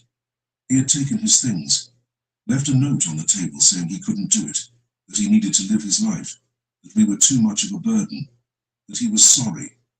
She stopped, looking down at her coffee. He sent money for a few months, always late, always less than he promised. Then he stopped, moved out of town, blocked my number, disappeared, and that was it. Hannah never met her father. Chloe barely remembers him. James looked at her. There was so much strength in that woman, so much courage. He didn't know what he was missing, James said, and his voice was charged with emotion. Lauren looked at him, surprised by the intensity. Those girls are incredible, smart, funny, full of life. And you're an incredible mother. You do everything alone and you still manage to make them happy. Anyone would be lucky to be part of this family. He was an idiot to walk away. Lauren felt her eyes sting. No one had ever said that to her. People usually looked sorry or changed the subject, but not James. James saw her. He saw them. Thank you, she said, and the word came out small. James took a deep breath. I don't want to take his place. I want you to know that I'm not here to be their father or to replace someone. I just want to be here, in my own way, if you'll let me. Lauren nodded slowly. I know. I see that in you. You do? Yes. You don't try to force anything. You don't try to rush anything. You just are, and that's rare. Most people want something in return, but you don't. You just want to belong, and that's special. They sat there until the cold got too intense. Then they went back inside, where the girls were building a tower with blocks. In the following days, James began to show up more often, but always respectful. He called first, asked if he could come over. Never just showed up unannounced. On one of those visits, he brought something different, a piece of information. I have a friend who owns a store, he told Lauren. Office supplies. He's looking for a cashier. Fixed hours, decent salary. I thought of you. Lauren looked at him, the heart racing. James, it's not a favor. He genuinely needs someone. And you're perfect for it. Organized, responsible, good with people. I just mentioned your name. The rest is up to you. You'll do the interview, you'll get the job. Lauren felt hope grow in her chest. That fragile, stubborn thing. He would do that for me. I already did. You just need to call him. She called him the next day. Her hands were shaking. She scheduled an interview for Tuesday. She wore the best outfit she had in her closet. Black pants, white shirt. She printed her resume at a library. The store owner was an older man with an easy smile. His name was Marcus. He asked simple questions. Lauren answered honestly. She talked about her daughters, about losing her job, about wanting to start over. He hired her on the spot. When can you start? Whenever you want, sir.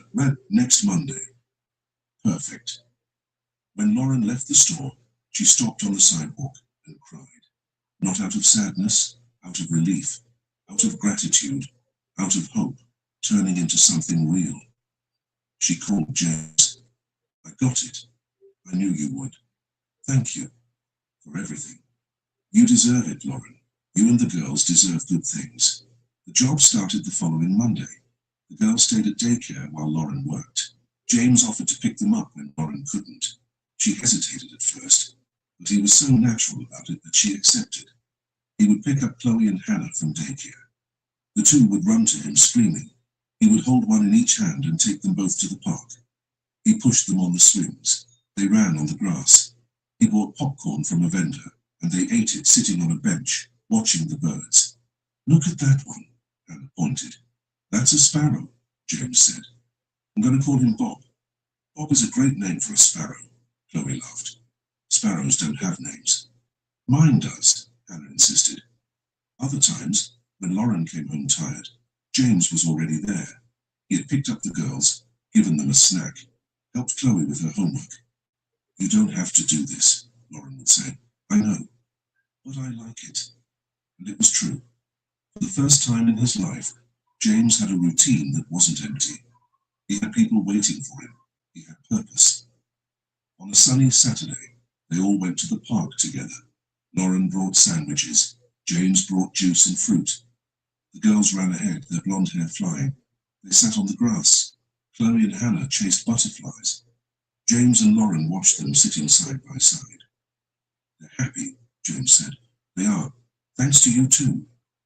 It's not thanks to me. It's thanks to you. You're the one who raised them this way. Lauren smiled, but there was tiredness there. Some days are harder than others. Some days I wake up and don't know how I'll manage. You're a great mother. I don't always feel like I am, but you are. Look at them. That's all you. Lauren was quiet for a moment, but now it's easier, because you're here, because it's not just me anymore. James looked at her. I'll keep being here, for as long as you want me to. What if I want forever? He smiled. Then it's forever. The weeks passed. January turned into February. February turned into March. James became part of the routine so naturally that sometimes Lauren forgot what it was like before him. He was there on the difficult mornings, when Lauren needed to leave early. He was there in the afternoons, picking up the girls. He was there on weekends, with trips to the park, reading afternoons, laughter, but he never forced it, never pressured. He just was. On a rainy afternoon, he took the girls to the library. They sat at a small table and picked out books. James read with funny voices, changing his tone for each character.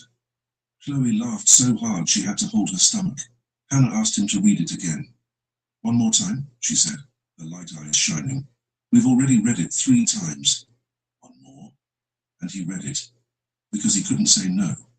When they came home soaked, Lauren was already there. She hugged the wet girls, grabbed towels. They told her everything, talking at the same time.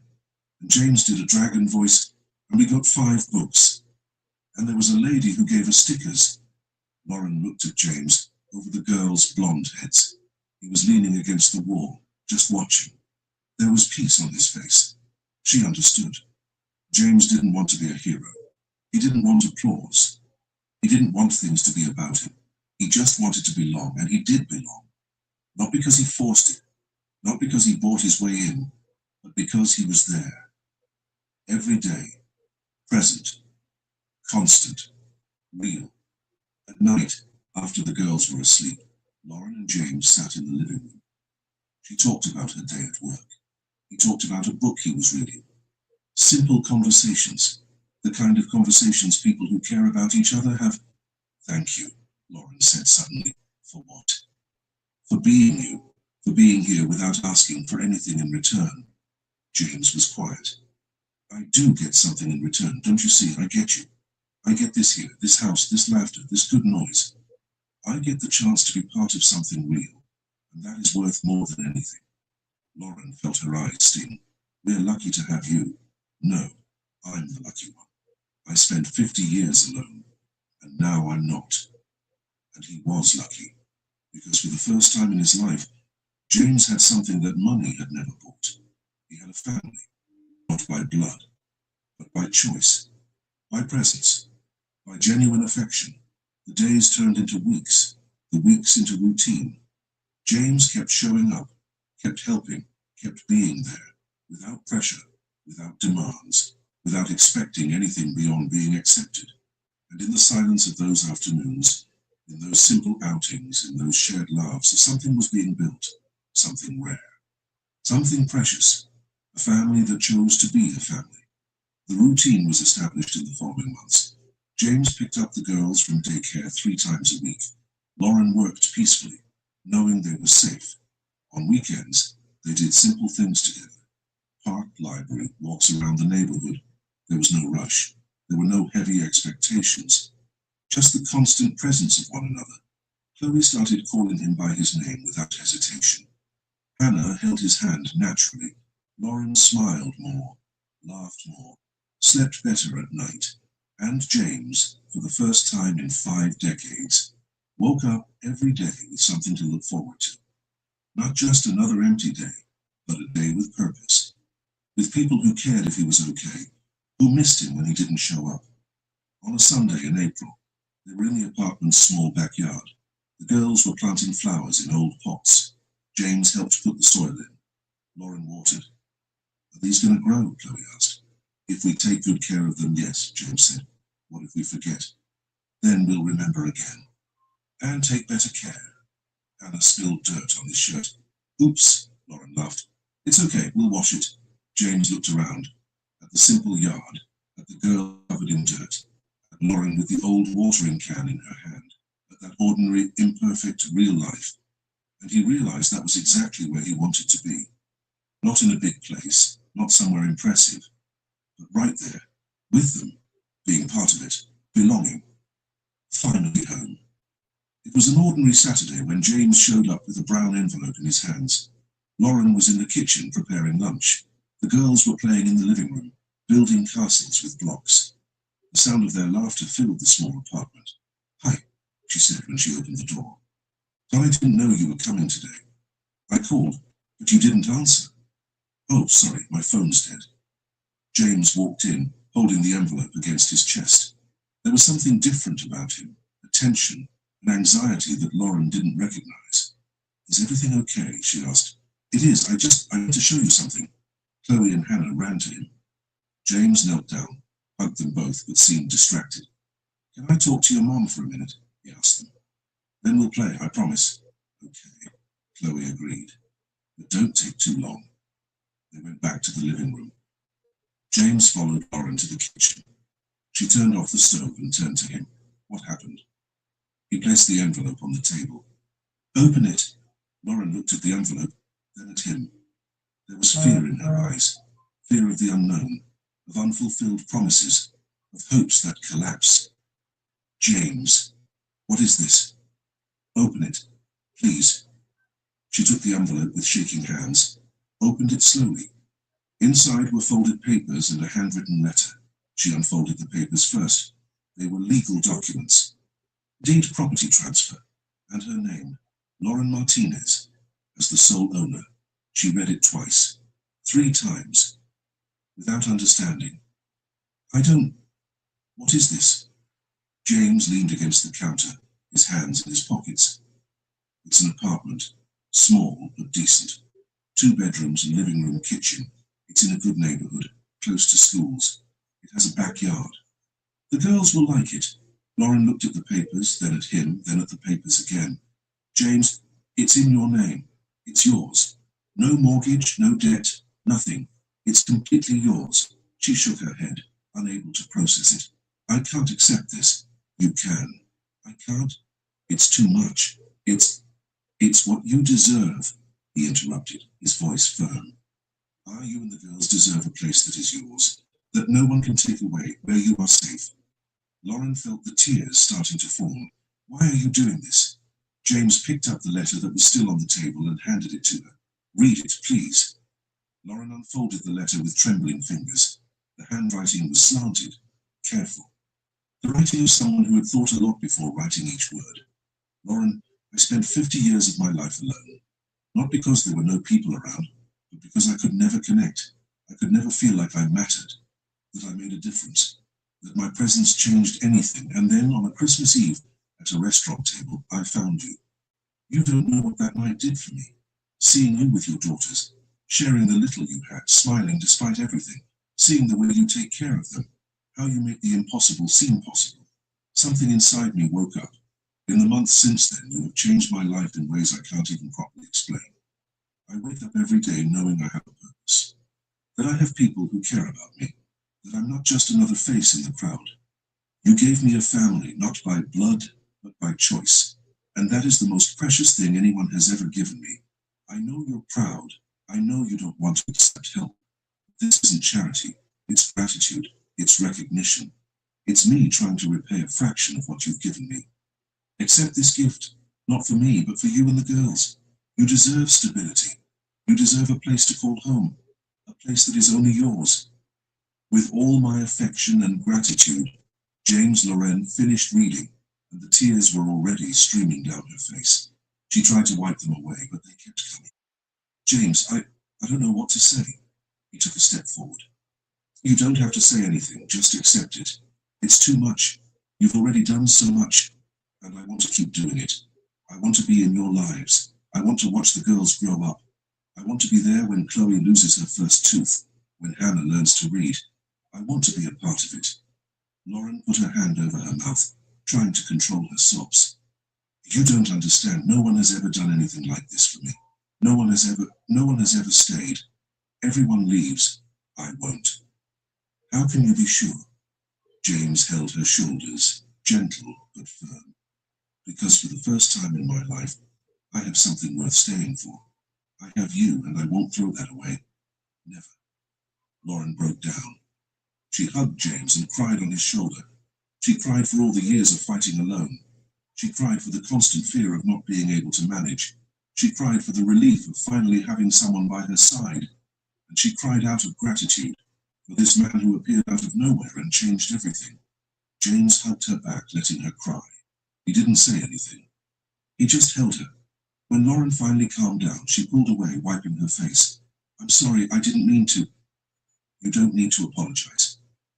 She looked at the papers on the table, at those words that said she owned something, that she had something no one could take away. Now I'm really not alone, she said, her voice breaking. You never were. Not since we met. Lauren smiled through her tears. Thank you. From the bottom of my heart. Thank you. They stood there for a few more minutes, just breathing. Then Lauren washed her face, and they went back to the living room. The girls were still playing, oblivious to what had just happened. Can we play now? Hannah asked. We can, James said, sitting on the floor. The rest of the afternoon passed in normality, playing, laughing, a simple lunch. But there was something different in the air, a lightness, a certainty. When the sun began to set, James suggested sitting on the balcony. Lauren agreed. The girls were drawing in the living room, quiet for the moment. They sat on the old chairs. The sky was pink and orange. The wind was cold but bearable. James was quiet for a while, then he spoke, his voice low. I always wanted a family. Lauren looked at him. Always, even when you were young. Always. But I thought it wasn't for me. I thought I wasn't the type of person who could have that. That there was something wrong with me that made people leave. He paused, looking at the horizon. But with you, my heart opened again, in a way I didn't even know was possible, and now I know the problem was never me. It's just that I hadn't found the right people yet. He turned to her. I don't want to live alone anymore. I don't want to spend my days in silence. I want noise. I want laughter. I want to be part of the beautiful mess that is your life. Lauren felt her eyes sting again, but this time she smiled. And you're not alone. Not anymore. We're here, and we're not going anywhere. James smiled too, a shaky smile, full of emotion. At that moment, Chloe appeared in the doorway to the balcony. She held a drawing in her hand. Look what I made. It was a drawing of 4 people. 1 tall, 1 medium, 2 small, all holding hands. At the top, in crooked letters, was written, My family. That's beautiful, sweetie, Lauren said. It's us, Chloe explained. Me, Hannah, Mommy, and... She paused, looking at James. And Grandpa. The world stopped. James blinked, unsure if he had heard correctly. What? Chloe pointed to the tall figure in the drawing. You, Grandpa James. Hannah appeared behind her sister. Can I call you Grandpa too? James tried to speak, but couldn't. The words caught in his throat. He looked at Lauren, seeking confirmation, permission, something. She had tears in her eyes too, but she was smiling. If you want to, she said softly. If you don't mind. James looked at the girls, at those small blonde faces, those light eyes full of innocence and love, at those children who had chosen him, who had accepted him into their lives without reservations, and he couldn't hold it back. The tears came, silent, heavy, charged with 50 years of loneliness finally ending. He knelt down, opening his arms. Chloe and Hannah ran to him. He hugged them tight, burying his face in their soft hair. Grandpa, Hannah said, testing the word. I like it. It's pretty. Do you like it? Chloe asked, concerned. Is everything okay? James pulled back a little, wiping his eyes with the back of his hand. It's all right. It's more than all right. It's the most beautiful thing anyone has ever called me. So, we can call you that? You can. You can always... The girl smiled and ran back inside, already forgetting the seriousness of the moment, returning to their world of games and drawings. James stayed there, kneeling on the balcony. Lauren knelt beside him, placing a hand on his shoulder. Are you okay? He shook his head, laughing through the tears. I don't know. I guess so. It's a lot. I know. They called me Grandpa. They did. I never thought. You deserve it. You deserve every second of it. James looked at her. There was so much in his eyes. Gratitude, love, belonging. Things he had never felt before. Thank you, he said, for letting me be part of this, for accepting me. But you don't need to thank me. We're a family now. Families don't thank each other for existing. They just exist. Family. That word echoed inside him. It filled the empty spaces. It healed the old wounds. He had a family. It wasn't the family he had imagined when he was young. It wasn't his own blood. But it was real. It was chosen. It was pure and simple love. And it was his. They went back inside. The girls were already arguing over a pencil. Lauren separated the two with infinite patience. James sat on the sofa, just watching his family, his home, his place in the world. At night, when he left, the girls hugged him at the door. Bye, Grandpa. Come back tomorrow. He promised he would return, and he did return. And he kept returning, every day, because now he had somewhere to return to. He had a purpose. He had a reason. He had a family. And for the first time in 50 years, James Wilson was not alone. He was home. The months passed, and James became part of the routine so naturally that it was hard to remember what it was like before. Every Tuesday and Thursday, he picked up the girls from school. He arrived 15 minutes before dismissal, leaning against his car, waiting. Other parents knew him now. They waved, asked how he was doing. Is your grandson going to Emma's party? Asked once. Granddaughters, James corrected, smiling. And yes, if they're invited. When the bell rang, the children rushed out. Chloe always came running, her backpack bouncing on her back. Hannah was right behind, stumbling over her own feet. Grandpa! They hugged him at the same time. He took their backpacks, checked if they had drunk water, if they had eaten their snack. How was school today? The teacher let me be the helper, Chloe recounted, excited. And I painted a sun. Hannah showed her hands still smeared with yellow paint. On the way home, they told him everything. Who had argued at recess, who had cried, who had earned a star for good behavior. James listened to it all, asked questions, was genuinely interested. When they got home, he prepared snacks. Nothing elaborate, sandwiches, cut fruit, juice, but made with care, with attention. Grandpa, can you cut the crusts off? Chloe always asked. I can. And I want my apple shaped like a heart, Hannah would say. James tried to make heart shapes. It was never perfect, but they accepted it anyway. After the snack came homework.